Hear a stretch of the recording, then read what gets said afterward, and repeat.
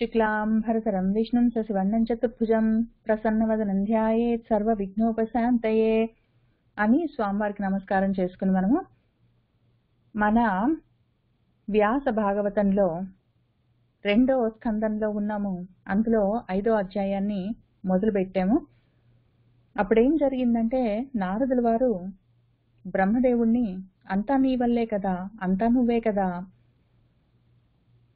నాకు తెలిసింది ఇంతే, ఇదంతా నువ్వు ఎలా చేస్తున్నావు, అలసిపోకుండా చేస్తున్నావే అని ఆయన అడిగితే, ఇదంతా నీ వల్ల ఏ విధంగా జరుగుతున్నదో చెప్తావా, నాకు తెలుసుకోవాలని అనుకుంటున్నాను అని అడిగితే, అప్పుడు బ్రహ్మగారు, నువ్వు అడిగిన ప్రశ్న బాగుంది, సమ్యక్ బాగుంది, మంచిది. అయితే నువ్వు ఎంతవరకు తెలుసుకున్నావో అంతవరకే అడిగావు. నీకు తెలిసినంత వరకు నువ్వు అడిగిన ప్రశ్నలో తప్పులేదు. అయితే నీకు తెలియని విషయం చెప్తాను పట్టు అంటూ ఆయన ఏనా దేని వల్ల అయితే ఏ స్వయం జ్యోతి యొక్క జ్యోతుల వల్ల ఈ విశ్వమంతా ప్రకాశిస్తున్నదో దాన్ని అహం నేను రోచయామి ప్రకాశింప చేస్తున్నాను. దేనివల్ల ఈ విశ్వమంతా ప్రకాశిస్తున్నదో దాన్ని నేను ప్రకాశింప చేస్తున్నాను. ఇదే మాట పోయిన వారం కూడా ఇన్నిసార్లు చెప్పుకుంటూ వెళ్ళాను, ప్రకాశం ప్రకాశం అని. ఇవాళ మళ్ళీ ప్రకాశం అనే మొదలు పెడుతున్నాను. ఎందుకు అంటే ప్రకాశించడం అంటే కనిపించడం. జ్యోతి వెలుగులో వస్తువులు ప్రకాశిస్తాయి. ఎందుకు అంటే కనిపిస్తాయి. ఒకవేళ వెలుగు లేకపోతే వస్తువులు కనిపించవు. చీకట్లో వస్తువులు కనిపించాలి అంటే వెలుగు ఉండాలి, వెలుగు ఉంటే వస్తువులు కనిపిస్తాయి. ఇంకింతే విషయము. విశ్వము ఉన్నది మన ఇంట్లో, మన గదిలో లైట్ వేయకపోతే రాత్రి అయిందంటే చిమ్మ చీకట్లో వస్తువులు ఎక్కడెక్కడ ఏమేమి ఉన్నాయో మనం ఊహించుకోవాలి. అవి ఉన్నా కనిపించవు. లైట్ వేసుకుంటే కనిపిస్తాయి. ఇంకింతే విషయం. అందులో విశ్వం కూడా అంతే. విశ్వం కూడా ఉంటుంది, అది కనిపించాలి, ప్రకాశించాలి. ఇప్పుడు పరబ్రహ్మంలో మొత్తము బ్రహ్మాండాలు, ప్రాణులు ఏమేమి మనకు కనిపిస్తున్నాయో, ప్రకాశిస్తున్నాయో అవన్నీ కూడా అవ్యక్త రూపంలో ఉంటాయి. ఎట్లా అంటే మళ్ళీ మనం మట్టి కుండ, మట్టిలో కుండలు మొదలైన మిగిలిన రూపాలన్నీ అవ్యక్త రూపంలో ఉంటాయి. వాటిని ప్రకాశింప చెయ్యొచ్చు, జ్ఞానంతో దాన్ని కనిపించేటట్టు చెయ్యొచ్చు. లేని దాన్ని తయారు చెయ్యలేము. Matter can neither be created not destroyed. ఉన్నదాన్ని కనిపించేట్టు చేస్తాం ఎవరమైనా. ఇదే విషయాన్ని బ్రహ్మగారు కూడా చెప్తున్నారు. ఎట్లా అంటే మనం మళ్ళీ వివేక చూడమణిలో కూడా చదువుకున్నాము. పంచకోశాలుగా ఉన్నది ఒక ప్రాణం చూసుకుందాం. మొత్తం బ్రహ్మాండం తర్వాత చూద్దాం, ముందు ఒక ప్రాణం చూద్దాం. దానికి ఒక స్థూల సూక్ష్మ కారణ శరీరాలుగా ఉన్న విషయంలో ఒక 5 కోశాలు ఉంటాయి. అన్నమయ కోశం స్థూల శరీరం, కళ్ళకు కనిపిస్తుంటుంది, కాళ్ళు, చేతులు, చర్మం, అవన్నీ రక్త మాంసం మధ్య. ఆ అన్నమయ కోశం వెనకాల ప్రాణమయ కోశం ఉంటుంది. ఆ ప్రాణమే శరీరాన్ని నడిపిస్తుంది. ప్రాణం లేకపోతే శరీరం పడిపోతుంది, నడవదు. ఈ ప్రాణమయ కోశం శరీరాన్ని అసలు జనరల్ గా అసలు దాని వెనకాల ఏమీ లేవు అని అనుకున్నప్పుడు ఓన్లీ శరీరమే నడుస్తుంది సొంతంగా అనుకుంటాము. అది అంతవరకు తెలిసిన జ్ఞానము. అంతకన్నా ఎక్కువ తెలియకపోతే అవిజ్ఞాయ, తెలియని విషయం చేత శరీరమే మొత్తం చేస్తుంది అనుకుంటాము. అయితే కాదు, ప్రాణం ఉంటే కదా శరీరం నడుస్తుంది. కాబట్టి శరీరం నడవడానికి ప్రాణం ముఖ్యం, కాబట్టి ప్రాణమే అంతా చేస్తుందేమో అని అనిపిస్తుంది. అయితే ఆ ప్రాణం కూడా ఉంటే ఉంటుంది, పోతే పోతుంది, అది ఎప్పటికీ ఉండేది కాదు. కాబట్టి అసలు దాని వెనకాల దాన్ని నిలబెడుతున్నదేమి, ఆ ప్రాణాన్ని నడిపిస్తున్నదేమి అంటే మనోమయ కోశం అని 3వ కోశం ఉంటుంది. ఆహా సరే, అయితే మనోమయ కోశం చెప్పి ప్రాణాల చేత శరీరంతో పనిచేయిస్తుంది. కాబట్టి మనోమయ కోసమే మొత్తం అంతా అయి ఉన్నది అని అనుకోవచ్చు, అంతవరకు జ్ఞానం కలిగితే. అయితే తర్వాత నెక్స్ట్ లెవెల్ జ్ఞానం ఉన్నది. మనసు కూడా దాని సొంతంగా అది పనిచేయదు, బుద్ధి కావాలి దానికి. అందుకని మనోమయ కోసం వెనకాల జ్ఞానమయ కోసం ఉంటుంది. అయితే సరే, మొత్తం అంతా జ్ఞానం వల్లే జరుగుతుంది, ప్రతిదీ జ్ఞానమే, జ్ఞానం కాక వేరేది లేదు, ఉన్నదంతా జ్ఞానం వల్లే జరుగుతుంది. ఆ జ్ఞానమయ కోసమే మనోమయ, ప్రాణమయ, అన్నమయ కోశాలను నడిపిస్తుంది. ఇంకా జ్ఞానమే అల్టిమేట్ అని అనుకుంటే కాదు. ఈ జ్ఞానం కూడా దాని వెనకాల ఉన్న ఆనందమయ కోసం చెప్పడం వల్ల, దాని రిఫ్లెక్షన్ వల్ల ఇది నడుస్తుంది అని అర్థమైతే, ఓహో అయితే సరే, మరైతే వీటన్నిటికన్నా వెనకాల ఉన్నదేమి ఆనందం, కాబట్టి ఆనందమయ కోసం అల్టిమేట్ అనుకుంటే కాదు, నువ్వు ఆగు. ఆనందమయ కోశానికి వెనకాల వీటన్నిటికీ అసలుగా ఉన్న వెలుగున్నది, ఆత్మ అన్న వెలుగున్నది. దాన్నే పరాత్మ, బ్రహ్మాత్మ, పరమాత్మ, ఆత్మ అని ఏది పిలిచినా ఒక ఆత్మ ఉన్నది. అది స్వయం జ్యోతి. దాని రిఫ్లెక్షన్ ఆనందమయ కోసం మీద పడి అది మళ్ళీ రిఫ్లెక్ట్ అయ్యి జ్ఞానమయ కోసం, విజ్ఞానమయ కోసం మీద, అది మళ్ళీ రిఫ్లెక్ట్ అయ్యి మనోమయం మీద, మనోమయం దగ్గర నుంచి అది మళ్ళీ రిఫ్లెక్ట్ అయ్యి ప్రాణమయం మీద, అక్కడి నుంచి జడ పదార్థమైన అన్నమయ కోసం మీద పడి ఆ రిఫ్లెక్షన్స్ వల్ల ఇవన్నీ నడుస్తుంటాయి. ఈ విషయము చూసుకుంటూ అసలు ఇది ఎక్కడి నుంచి రిఫ్లెక్ట్ అవుతుంది, అసలు ఈ రిఫ్లెక్షన్ అంతా ఎక్కడి నుంచి ఉంది, అసలు ఈ రిఫ్లెక్షన్ అంతా ఎక్కడి నుంచి ఉంది అని మనం వెనక్కి వెళ్ళవలసి వస్తుంది. అయితే స్వయంగా వెలుగుతున్న పదార్థం దగ్గరికి వెళ్ళామంటే ఇంకా దాన్ని తెలుసుకుంటే ఇంకా వేరే తెలుసుకోవాల్సిన అవసరం లేదు, ఇంకా మొత్తం తెలిసినంతే విషయము. అది చెప్పాలి ఇప్పుడు. దానికోసము మన బ్రహ్మగారు మొదలు పెడుతూ ఉన్నారు ఇక్కడ.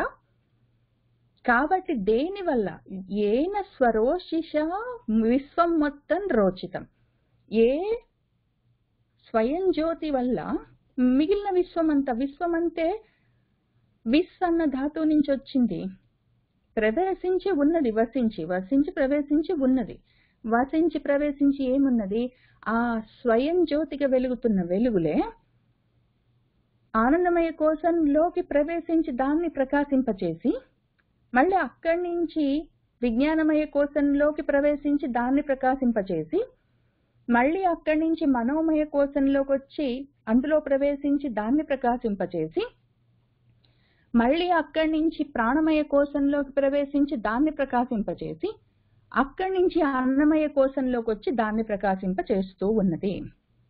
అక్కడి నుంచి మొత్తం బయట ప్రపంచాన్నంతా ప్రవేశించి ప్రకాశింపచేస్తూ ఉన్నది, ప్రవేశించి ప్రకాశింపచేస్తున్నది, ప్రవేశించి ప్రకాశింపచేస్తున్నది, ప్రవేశించి వసించి విశ్వం, విష్ణువు, వాసు, వసు, ప్రకాశిస్తున్నది దేవం. కాబట్టి ఇదం మొత్తం వాసుదేవమయం. ప్రవేశించి ప్రకాశిస్తూ ఉండడం, కనిపించడము, ఆ విధంగా కనిపిస్తూ ఉంది. ఇప్పుడు నువ్వు ఎంతవరకు చూసావు నారదా? నువ్వు చూసింది విజ్ఞానమయ కోసం వరకు చూసుంటావు, బుద్ధి వరకు చూసుంటావు, ఆ జ్ఞానం వరకు చూసుంటావు.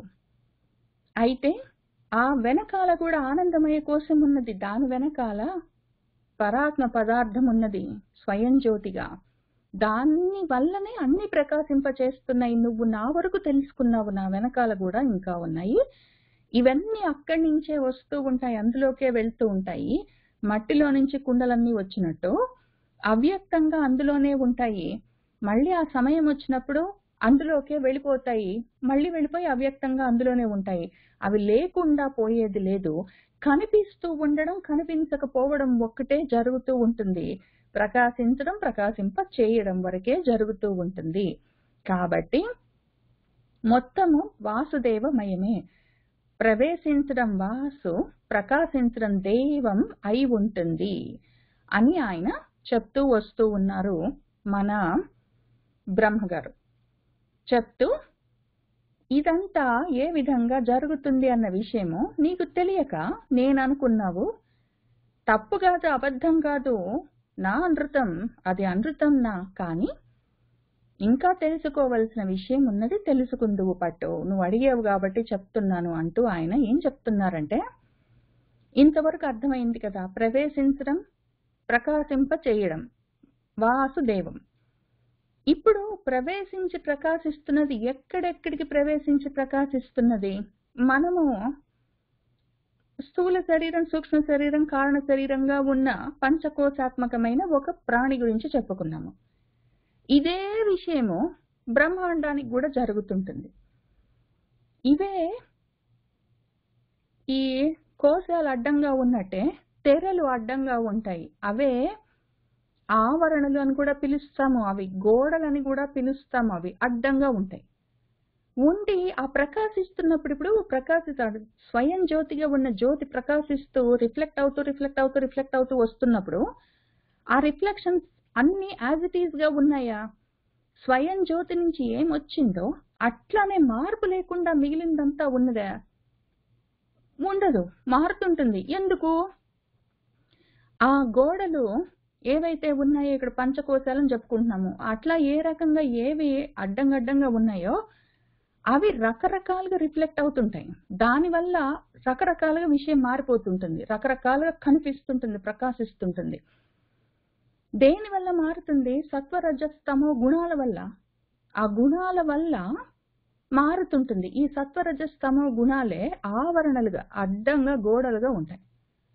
వీటిలో నుంచి ఆ స్వయం ప్రకాశకత్వం అన్న లక్షణం కలిగిన స్వయం జ్యోతి వీటిలో నుంచి ప్రయాణం చేస్తూ రిఫ్లెక్ట్ అవ్వాలి. అది ఎట్లా అయినా రిఫ్లెక్ట్ అవుతుంది. ఇవి ఒకవేళ ఎంత గట్టిగా ఉన్నాయి గోడల్ని బట్టి ఉంటుంది విషయం. దాన్ని కొంచెం ఓపిక చేసుకుని అర్థం చేసుకోవడం కోసమే ఇక్కడ 2 శ్లోకాల్లో చెప్పారు. అది కొంచెం కష్టమైన విషయము, ప్రయత్నం చేద్దాము.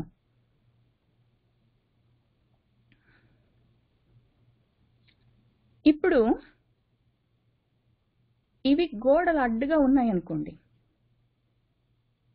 ఇది ఇంగ్లీష్లో సైన్స్లో నుంచే తీసుకొచ్చి చూపిస్తున్నాను.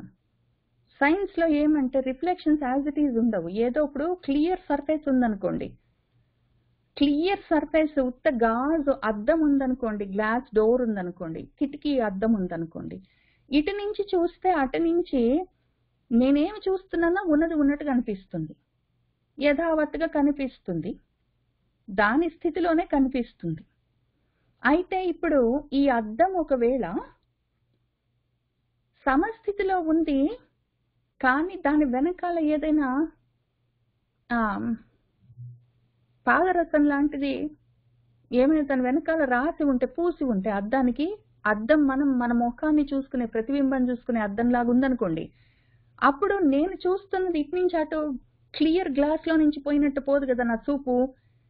నేనేది చూస్తున్నానో నాకు అదే కనిపిస్తుంటుంది. నేనేది చూస్తున్నానో ఆ అద్దం మీద అదే ప్రతిబింబిస్తుంటుంది. ఒకవేళ ఆ రకంగా ఉన్న స్థితి సమస్థితి, అప్పుడు యథావత్తుగా తెలుస్తుంటుంది, కానీ ప్రపంచం వైపుకే తెలుస్తుంటుంది. ఇది కూడా యథావత్తుగా తెలుస్తుంటుంది, కానీ ఇటు నుంచి అటు పరబ్రహ్మం కూడా తెలుస్తుంటుంది. ఈ 2 కనీసం నయము. కొంతవరకు ఈ స్థితి స్మూత్ సర్ఫేస్ తో ఉన్న స్థితి అయినా అద్దంలాగా ప్రతిఫలించడము, ఉన్నది ఉన్నట్టు ప్రతిబింబంలాగా కనిపించడం పర్వాలేదు. లేదా ట్రాన్స్మిషన్ అని ఉంటుంది, ప్రసారం అయిపోతుంటుంది, అది ఇక్కడి నుంచి అక్కడికి వెళ్ళిపోతుంటుంది. ఆ రకంగా ఉంటే శుద్ధ సత్వస్థితి. ఇది సత్వస్థితి. ఇది శుద్ధ సత్వస్థితిలో యథావత్తుగానే తెలుస్తుంది. కానీ ఏంటంటే ఇక్కడ నేనేం చూస్తున్నానో నాకు అది కనిపిస్తుంటుంది, ఇక్కడ ఏది ఉన్నదో అది కనిపిస్తుంటుంది. అదనమాట విషయం. ఈ రెండిటికి మధ్యలో ఇంకా ఇన్ని రకాలు ఉన్నాయి, ఇంకొక 5 రకాలు. ఇందులో రఫ్ సర్ఫేస్ ఉందనుకోండి, ఇది స్మూత్ గా ఉండాలి సర్ఫేస్, అద్దంలాగా, అప్పుడు కనిపించాలి. ఇదేమి సర్ఫేస్ రఫ్ గా ఉంటుంది, అది స్మూత్ గా ఉండదు. అంటే అసమస్థితిలో రజోతమో గుణాలతోటి అసమస్థితిలో ఉండాలి. రజోగుణం ఎక్కువ ఉన్నప్పుడు ఏమైతుంది, అది రకరకాలుగా డిస్ట్రాక్ట్ అయ్యి డిస్టార్ట్ అయ్యి కనిపిస్తుంది. ఇప్పుడు నేను అద్దం బాగుండి స్మూత్ సర్ఫేస్ గా ఉన్న అద్దంలో నా ముఖం నేను చూసుకుంటే అది ఉన్నట్టు కొంచెం కనిపిస్తుంది. ఇప్పుడు ఒకవేళ అద్దమే ఏదో స్టీల్ ప్లేట్ లోనో అట్లాంటి వాటిలో ఒకవేళ చూసామనుకోండి, కొంచెం స్మూత్ గా లేదు, అప్పుడు ముఖం అంతా డిస్టార్టెడ్ గా, నా ముఖమే నాకు డిస్టార్ట్ గా కనిపిస్తుంది కదా. ఆ రకంగా రజోగుణం అడ్డం ఉంటే, ఆ గోడ అడ్డం ఉంటే అట్లా కనిపిస్తుంది. దానివల్ల రకరకాలుగా ఉన్న ముఖం ఒకైతే రకరకాల ముఖాలన్నీ కనిపిస్తాయి. ఏదో పగిలిందనుకోండి, అద్దం పగిలి ఉందనుకోండి, ఒకటే ముఖము 36 రకాలుగా కనిపిస్తుంది. దాని పేరు సృష్టి. ఉన్నది ఉన్నట్టు స్థితిలో కనిపించదు, సృష్టిలో కనిపిస్తుంటుంది. ఇంకొక ఆప్షన్ ఏంటంటే రిఫ్రాక్షన్. ఇవి 2 రిఫ్లెక్షన్స్.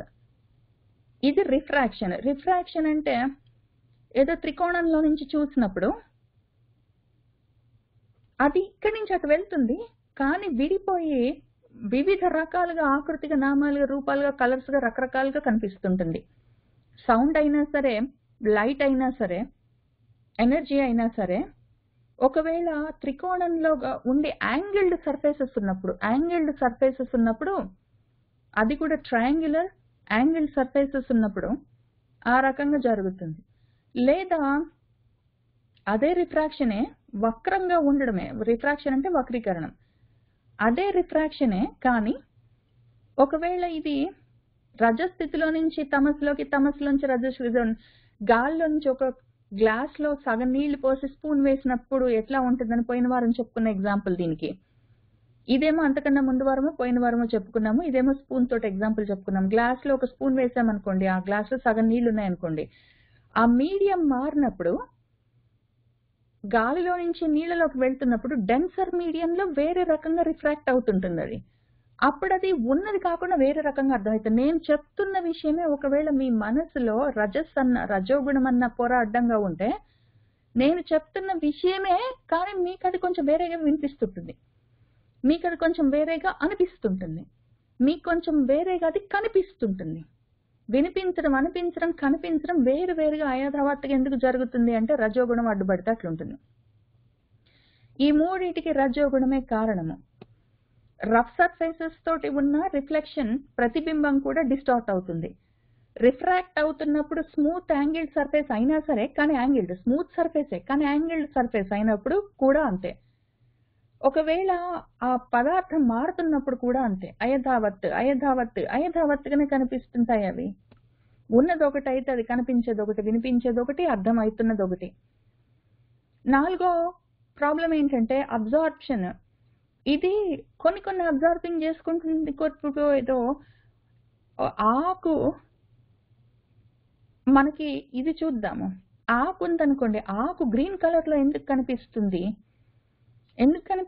అంటే మిగిలిన కలర్స్ అన్నిటినీ ఆ ఆకు మింగేస్తుంది, మొత్తం అబ్జార్బింగ్ చేసుకుంటుంది. ఒక్క గ్రీన్ కలర్ ని మాత్రం రిఫ్లెక్టింగ్ చేస్తుంటుంది, కాబట్టి అది ఒక్కటే కనిపిస్తుంటుంది మనకి. అదో రకం. ఇది కొన్ని పదార్థాలు మొత్తాన్ని మింగేస్తాయి, ఇంకా అవి నల్లగా కనిపిస్తాయి, మొత్తం నల్లగా కనిపిస్తాయి, ఎందుకంటే మొత్తాన్ని మింగేస్తాయి. అది తమో గుణం. నల్ల బొగ్గు ఉందనుకోండి, నల్లగా ఏదైనా వస్తువు ఉందనుకోండి, ఎందుకుంది అంటే అది లైట్ రిఫ్లెక్ట్ చేయట్లేదు, దేన్ని రిఫ్లెక్ట్ చేయ, ఉన్న మొత్తం లైట్ ఎనర్జీస్ అంతా అది మింగేస్తుంది, అబ్జార్వింగ్ చేసుకుంటుంది, కాబట్టి సృష్టింపజేస్తుంది. కాబట్టి ఇది కూడా మళ్ళీ అయథావత్తే. ఇక్కడి నుంచి మొత్తం అన్ని మొదలుపెట్టి అన్ని అయథావత్తుగా కనిపిస్తాయి. ఇవన్నీ అడ్డుగోడలుగా ఉన్నాయి మనకు. రజోతమో గుణాలు అడ్డుగోడలుగా ఉండడం వల్ల రకరకాలుగా మనకు కనిపిస్తూ ఉంటుంది. ఈ ఉన్న వాటిలో ఇది నేను ఇక్కడ రాసుకొని తీసేసాను, కానీ ఈ ఉన్న అయథావత్తు సామాన్లలో ఇక్కడ సి దగ్గర నుంచి మొదలుపెట్టి ఇక్కడ దాకా శోషణం వరకు, ఐ వరకు, ప్రతిబింబంలో కూడా rough surface, smooth but angle surface, medium changes, absorption, selective absorption, ఇవన్నీ రకాలు. అన్నిట్లో ఈ ఉన్న వాటిలో కొంచెం నయమేమి అంటే నా మనసు కనిపించింది ఇది సెలెక్టివ్ అబ్జార్ప్షన్. అక్కర్లేని వాటన్నిటిని ఆపేసి లయం చేసుకుంటూ మనసులో లేవు అనుకుంటూ నేతి అనుకుంటూ వెళ్ళిపోతే ఏది ఉన్నదో అసలు వీటన్నిటిలో ఇది ఉన్న దాంట్లో మీనాగా కనిపిస్తుంది కాదు, మీనాగా కనిపించడం, అనిపించడం, వినిపించడం కాదు, దానిలో ఉన్న అసలు సత్పదార్థమేమి, ఇదో కంప్యూటర్ లాగా కనిపిస్తుంది, ఇందులో ఉన్న సత్పదార్థమేమి, ఆ ఎదురుగా చెట్టు ఉన్నది అందులో సత్పదార్థమేమని సెలెక్టివ్ దాన్ని చూసి మిగిలిన వాటన్నిటిని లయం చేసుకుంటూ పోతే ప్రాబబ్లీ అది యోగము. నేను అది యోగం అని రాసుకొని తీసేసాను, తర్వాత చూద్దాంలే అని. ఈ యోగం పడితేనే ఈ ట్రాన్స్మిషన్ అవకాశం ఉంటుంది. అప్పుడు నిశ్చలంగా మనసు గాజు పలకలాగా ఉంటే, అద్దంలాగా కాదు. అద్దంలాగా ఉంటే నేనే చూస్తే నాకు అదే కనిపిస్తుంటుంది.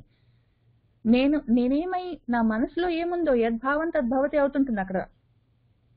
ఇక్కడేమి అంటే గాజు పలకలాగా ఉంటే అసలు ఉన్న యథార్థం తెలుస్తుంటుంది.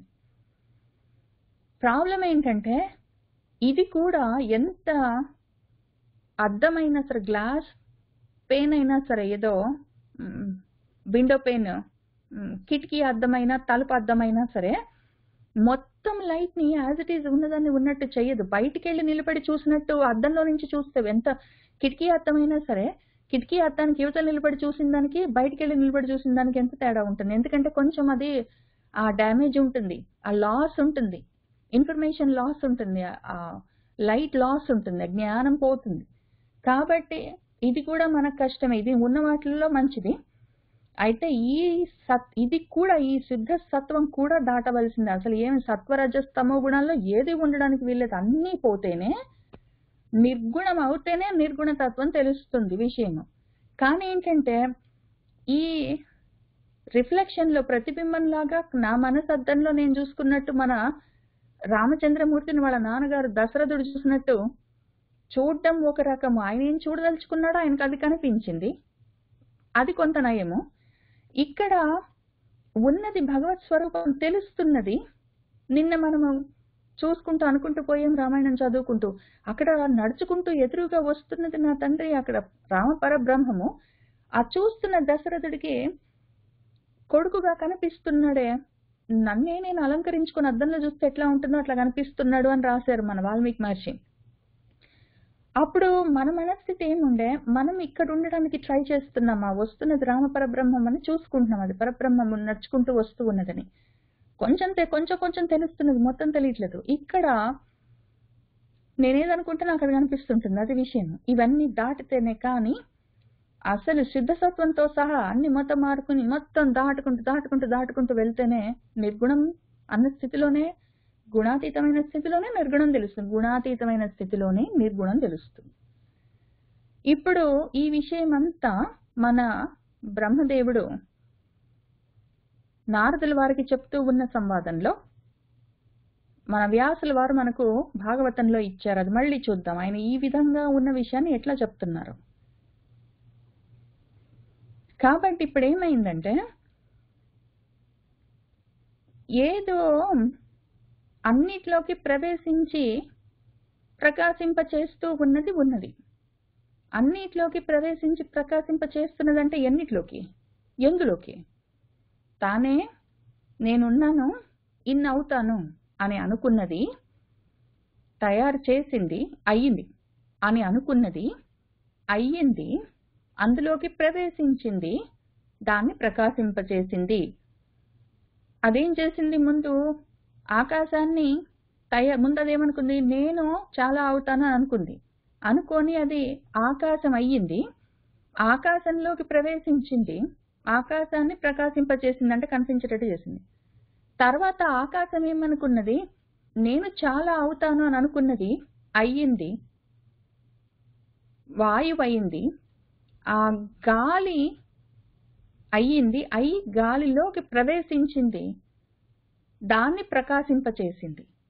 మళ్ళీ అదేం చేసింది, గాలి నేను చాలా అవుతాను అని అనుకున్నది, అనుకొని అది అగ్నిగా మారింది, అందులోకి ప్రవేశించింది, దాన్ని ప్రకాశింపచేసింది.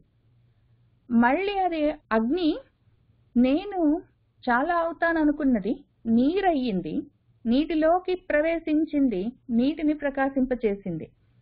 మళ్ళీ నీరు నేను భూమి అవుతాను అనుకుంది, ఇంకా భూమిలోకి వెళ్ళింది, దాన్ని ప్రకాశింపచేసింది అని స్టెప్ వైజ్ గా. ఇందాక నేను ఒక ప్రాణిలో ఉన్న అన్నమయ, ప్రాణమయ, మనోమయ, విజ్ఞానమయ, ఆనందమయ కోశాలు, దాని వెనకాలన్న పరంజ్యోతిని చెప్పా కదా. ఇట్లానే మన పరంజ్యోతి మళ్ళీ స్టెప్ డౌన్ చేసుకుంటూ ఒక్కొక్క పొర, ఆవరణ దాటుకుంటూ ఆకాశం, గాలి, నిప్పు, నీరు, భూమిగా వస్తూ ఉన్నది, మారుతూ ఉంది, అందులోకి ప్రవేశిస్తుంది, ప్రకాశింపచేస్తుంది, మళ్ళీ మారుతుంది, మారిన వికారంలోకి ఆకారంలోకి ప్రవేశిస్తుంది, దాన్ని ప్రకాశింపచేస్తుంది. ఈ విధంగా జరుగుతూ ఉన్నది. ఇప్పుడేం జరిగిందంటే, ఈ విషయాన్ని అర్థం చేసుకోవడానికి ఆ ధీ కావాలి, బుద్ధి కావాలి. ఆ బుద్ధి కూడా ధ్యానంలో ఉన్న బుద్ధి కావాలి. ధ్యానంలో, యోగి ధ్యానంలో గమ్యమైన, అక్కడ తెలిసే పదార్థం అది. ఆ వాసుదేవము శాంతాకారం భుజగశయనం అని చెప్పుకుంటూ యోగి హృధ్యానం అని ఎందుకు చెప్పుకుంటామంటే ఈ ప్రవేశించి ప్రకాశింపచేసే పదార్థము యోగుల యొక్క హృదయాల్లో వారి ధ్యానాల్లో మాత్రమే పట్టుబడుతుంది, తెలుస్తుంది కొంతగానైనా. లేకపోతే ఏమవుతుంది, ఈ మాయ ఉన్నది కదా ఇక్కడ మనం చూపించుకున్న ఇవన్నీ అడ్డు గోడలుగా ఉంటాయి, ఇవన్నీ గోడలుగా అడ్డుగా ఉంటాయి. ఇదంతా మాయ, ఇదంతా మాయగా ఉండి అద్దాల్లాగా రకరకాలుగా ముక్కలుగా చెక్కలుగా ఖండాలుగా అది ప్రతిబింబంలాగా లేదా వక్రీకరిస్తూ దాన్ని వక్రంగా ముక్కలుగా వేరుగా వివిధాలుగా దాన్ని సగం చూపించి శోషింపచేస్తూ, సగం చూపించక సగము ప్రసారం చేస్తూ, సగము ఆపేస్తూ, సగము రకరకాలుగా చేస్తున్నదంతా మాయ. ఆ ఆవరణలన్నీ, ఆ అడ్డుగోడలన్నీ, ఆ విక్షేపాలన్నీ రజసత్వ తమో గుణాలు. సత్వమైనా సరే కొంతలో కొంత నయము, కానీ అది కూడా దాటితేనే కానీ త్రిగుణాతీతం అవుతేనే మనకు నిర్గుణం తెలియదు. ఇది మాయ. ఈ మాయ అడ్డుగా ఉంటుంది. దేనికి అడ్డుగా ఉంటుంది అన్న ప్రశ్నకి మళ్ళీ ఇక్కడ జవాబు చెప్తున్నారు. ఈ మాయ అద్దం అడ్డుగా ఉంది అంటే దేనికైనా ఉండొచ్చు. ఇప్పుడు నేను ఇక్కడ నిలబడి ప్రపంచాన్ని చూస్తున్నాను అనుకోండి, ప్రపంచం నన్ను చూస్తుంటుంది కదా. అప్పుడు నేను ఇక్కడ నిలబడి ఆ అద్దం అవతల నా కూతురు ఉంటే దాన్ని చూశాను అనుకోండి, నాకు నా కూతురికి అడ్డంగా గోడ లాగా ఈ అద్దం ఎట్లయినా అడ్డుగా ఉంటుంది. అదే విధంగా నేను ఈ శరీరం ఈ శరీరంలో ఉన్న దీనికి అవతల ఉన్న ఆ పదార్థానికి, ఆ పరాత్ పదార్థానికి, ఆ స్వయం జ్యోతికి మధ్యలో ఇది అడ్డంగా ఉంటుంది. ఇప్పుడు ఏం జరుగుతుంది, ఎవరైతే ధ్యానం చేస్తూ బుద్ధిని నిశ్చలంగా నిలిపి ప్రయత్నం చేస్తారో, ఎవరి బుద్ధి అయితే ఈ విధంగా క్లియర్ సర్ఫేస్ లాగా నిశ్చల స్థితిలో ఉంటుందో, గాజు పలకలాగా, అటువంటి వాళ్లకు యథావత్గా అవతల సైడ్ ఉన్న విషయం గోచరిస్తుంటుంది, కనిపిస్తుంటుంది. లేకపోతే ఏమైతుంది, డిస్టార్ట్ అవుతుంది. అది అసలు ఉన్నట్టు అవతల ఏముందో తెలీదు, నా మొహం నాకే కనిపిస్తుంటుంది అద్దంలాగా, లేదా పగిలిపోయిన అద్దంలాగా, లేదా త్రికోణంలాగా, లేదా ఏదో ఆకులాగా, లేదా మసి బొగ్గులాగా, రకరకాలుగా అది ఎన్ని విధాలుగానైనా అడ్డుగా ఉంటుంది. అది కావాలా వద్దా, ఆ అడ్డు నువ్వు జ్ఞానంతో ప్రయత్నం చేసుకుంటే ఆ అడ్డు మారుతూ ఉంటుంది. అడ్డదిడ్డంగా ఉన్న అడ్డు క్లియర్ గా తయారైంది అనుకోండి, సిద్ధంగా తయారైనప్పుడు అవతల చూడొచ్చు ఆ అడ్డు. లేదా ఇంకా సాధన ఎక్కువై మనము నిజంగా ఆత్మజ్ఞానాన్ని సాధిస్తే అసలు అడ్డు లేకుండా తొలగిపోతుంది. అప్పుడు అది గుణాతీతమైనప్పుడు నిర్గుణం తెలుస్తుంది. అడ్డు తోటి మనకు మొత్తం ఇష్యూ ఇక్కడ.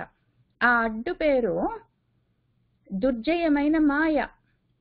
మమ మాయ దురత్యయ అని భగవద్గీతలో చెప్పిన దుర్జయమైన మాయ. అంత తొందరగా దాన్ని దాటడం కష్టం. ఈ మాయ దాటడం మహా కష్టము. మహా కష్టము అంటే అసలు అసంభవం అని కాదు, జరుగుతుంది కానీ కష్టము, కష్ట సాధ్యము. ప్రయత్నంతో సాధించుకోవచ్చు. సాధనమున పనులు సమకూరు ధరలోన. అయితే ఈ అడ్డు ఉంటుంది, ఈ అడ్డుని తొలగించుకోవాలి, అడ్డు దాటాలి. రకరకాల అడ్డాలన్నీ ఉంటాయి.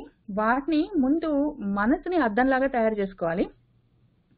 అది పగిలిపోయిన అద్దంలాగానో, పగిలిపోయిన సర్ఫేసెస్ లాగానో, స్టీల్ గానో, ఇనుముగానో, ఇత్తడిగానో లేకుండా ముందు అది అద్దంలాగా తయారైతే, దాని తర్వాత మనము ఆ వెనకాల ఉన్న ఏముంటారో పాదరసమైన దాని వెనకాల ఏం కోటింగ్ ఉంటుందో దాన్ని కూడా తీసేసి దాన్ని క్లియర్ గ్లాస్ లాగా తయారు చేస్తే, అక్కడి దాకా తెచ్చిన తర్వాత దాన్ని అసలు ఆయంత కూడా లేకుండా చేసుకుంటే ఈ అడ్డు తోటి మనకుంది. ఈ అడ్డేమి ఎవరి యొక్క ఈక్షాపథంలో చూపు, దృష్టి మార్గంలో చూస్తూ ఉండడం, అంత ప్రకాశిస్తుంది, కనిపిస్తుందని చెప్పుకున్నాము.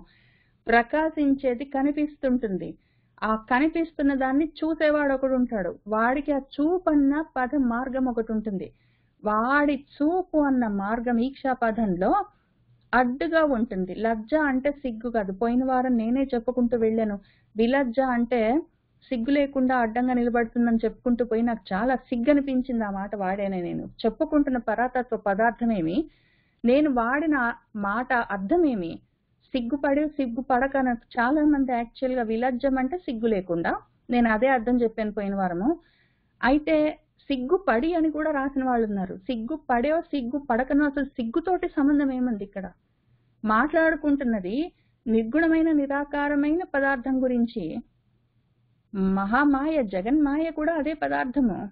దానికి సిగ్గు ఉండడం లేకపోవడం ఏమి అని ఆలోచించుకొని, కాదు నేను ప్రపంచం వైపు నుంచి ఆలోచిస్తున్నాను, ప్రపంచం వైపు నుంచి చూస్తున్నాను, ప్రపంచం వైపు నుంచి చూస్తే నా బుద్ధికి ఇట్లానే తోస్తుంది, నేను ఆ అద్దంలో చూసుకుంటే నా ముఖమే ప్రతిఫలిస్తుంటుంది, నా మనసులో ఏమున్నదో అది అక్కడే అదే కనిపిస్తుంది.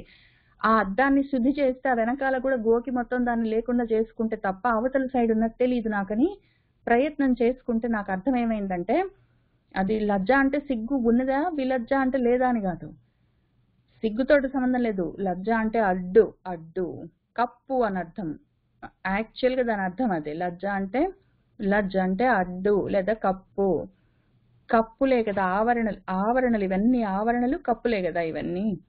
ఆ అడ్డు విలజ్జము తొలగితే అప్పుడు వాడికి ఈ మాయ తొలగితే ఆ ఉన్నది ఆ ప్రవేశించి ప్రకాశింపచేస్తున్నది ఏమై ఉన్నదో తెలుస్తుంది వాడికి. ఆ ధ్యానంలో దాన్ని ధ్యానిస్తున్న వాడికి. ఒకవేళ వాడు ఆ ప్రయత్నం చేయకపోతే అముయ దాని వల్లే, అదే మాయ అడ్డుగా ఉన్న మాయ వల్లే వాడికి బుద్ధి ధీ ఏమైతుంది? ఇప్పుడు ధీమహి కాదు కదా, వాడు ధీ. ఆ ధీ కూడా తక్కువ రకం ధీ. దుర్ధీయం అన్నా అబుద్ధి అన్నా అజ్ఞానం అన్నా అదే అర్థం. తక్కువ రకం జ్ఞానం. తక్కువ రకం జ్ఞానం ఉంటే ఏదో నా ముఖాన్ని నేను అద్దంలో చూసుకున్నట్టు, ఏదో ప్రిజంలో నుంచి చూస్తున్నట్టు, త్రికోణంలో నుంచి, ఏదో లేకపోతే పగిలిపోయిన విషయాల్లోంచి, వస్తువుల్లో నుంచి, ఆకుల్లో నుంచి, పూలలో నుంచి చూస్తున్నట్టు రకరకాలుగా చూసుకుంటే అప్పుడేమవుతుంది? దానివల్ల మోహం కలుగుతుంది. ఎందుకంటే మాయ మోహాన్ని కలిగిస్తుంది. ఆటోమేటిక్ మాయ మోహాన్ని కలిగిస్తుంది. ఎటువంటి మాయ ఉంటే అటువంటి మోహం కలుగుతుంది, ఎటువంటి మాయ ఉంటే అటువంటి మోహం కలుగుతుంది. ఇప్పుడు ఇక్కడ మనం చెప్పుకున్నది ఈ సత్పదార్థం కూడా, సత్వగుణం కూడా మాయే కదా. ఇది మొత్తం మాయలోనే భాగము. ఇది కూడా మాయే. అప్పుడు నాకేమైతుంది? అద్దంలో నేను భగవద్గీత చదువుకొని, ఈ వ్యాస భాగవతం చదువుకొని, ఇది ఇంత బాగా అర్థం చేసుకొని అని నేనేమి అనుకుంటున్నానో నాకు అదే కనిపిస్తుంటుంది. అది కూడా మాయే. అది తొలగాలి. అయితే ఆ మాయ ఎటువంటి గుణంతో కూడి ఉంటే, ఆ మాయలోనే ఇన్ని రకాలు ఉంటాయి. మాయకే ఈ 3 గుణాలు ఉంటాయి. కింద చదువుకుంటాం, అందుకని ఇంత దూరం చెప్పుకుంటున్నాము. ఆ మాయలో ఉన్న ఈ గుణాలు ఏ గుణాలు పైకి వచ్చి ఉంటాయో దాన్ని బట్టి ఆ రకమైన మోహం ఉంటుంది. సాత్విక అహంకారము, రాజసిక అహంకారము, తామసిక అహంకారం అని కూడా ఇప్పుడు చెప్పుకుంటాము. రకరకాల మోహాలు ఉంటాయి. నేను చాలా మంచివాడిని అన్నది కూడా మోహమే, సాత్విక అహంకారంతో కూడి ఉన్నది. ఆ రకంగా వాడు వికత్ అంటే ఏవో చెప్పుకుంటుంటాడు, తిరుగుతుంటాడు. ఇప్పుడు ఇది వద్దు నాకు అంటే ఏం చెయ్యాలి? ధీమహి చేయాలి, ధ్యానం చేయాలి, జ్ఞానం కోసం ప్రయత్నం చేయాలి. ఆ వాసుదేవమై ఉన్నదేమో తెలుసుకోవాలని ప్రయత్నం చేయాలి. చేయకపోతే తక్కువ రకం జ్ఞానము, తక్కువ రకం బుద్ధి ఉన్నది అంటే మోహంలో ఉంటాము. ఇంకో వేరే రకంగా అర్థమవుతుంది. ఇదంతా దేని వల్ల జరుగుతుంది? ఆ దుర్జయమైన మాయ విలజ్జమది అడ్డుగా ఉన్నది. దానివల్ల అడ్డును నెమ్మదిగా తమస్సులో నుంచి మరి మసి బొగ్గులాగా కాకుండా, ఆ తర్వాత అక్కడి నుంచి అద్దంలాగానో, పగిలిన అద్దంలాగానో ఏంటో అక్కడి నుంచి ఆ రజం దాకా తీసుకొచ్చి, అక్కడి నుంచి ఆ రజస్ అంటే దుమ్ము, అక్కడి నుంచి ఆ దుమ్ము కూడా తీసేస్తే క్లియర్ గ్లాస్ అయితే, అక్కడి నుంచి అది కూడా తొలగితే అని ఇన్ని స్టెప్స్ ఉన్నాయి. మనం ఇందులో నుంచి వెళ్ళాలి. ఈ విషయము నాకెందుకు ఎట్లా తెలిసింది? ఈ విషయం దీన్ని ఇట్లా అర్థం చేసుకోవాలని ఎట్లా తెలిసింది అంటే, శ్రీ సూక్తం చేసిన ఉపకారం నాకు. ఈ శ్రీ సూక్తంలో మనం ఇది మొత్తం ఒకసారి చదువుకున్నాం ఇంతకు ముందు. ఇప్పుడు మళ్ళీ అందులో ఒక మంత్రం చూపిస్తాను. మనం ఏం చెప్తున్నామంటే, శ్రీయందేవిని మనము ఆహ్వానిస్తున్నాము. శ్రీదేవిని మనము ఆహ్వానిస్తున్నాము.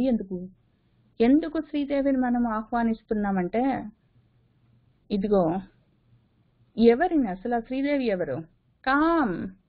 ఎవరిని మనము కావాలని కోరుకుంటున్నాము? ఒకటి ఉన్నది.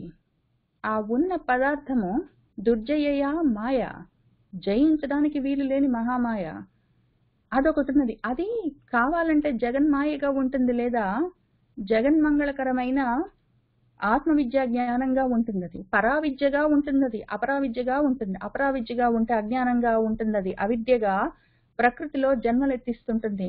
పరావిద్యగా ఉంటే పరబ్రహ్మాన్ని చూపిస్తుంది. అదొకటి ఉన్నది. అది కావాలి నాకు.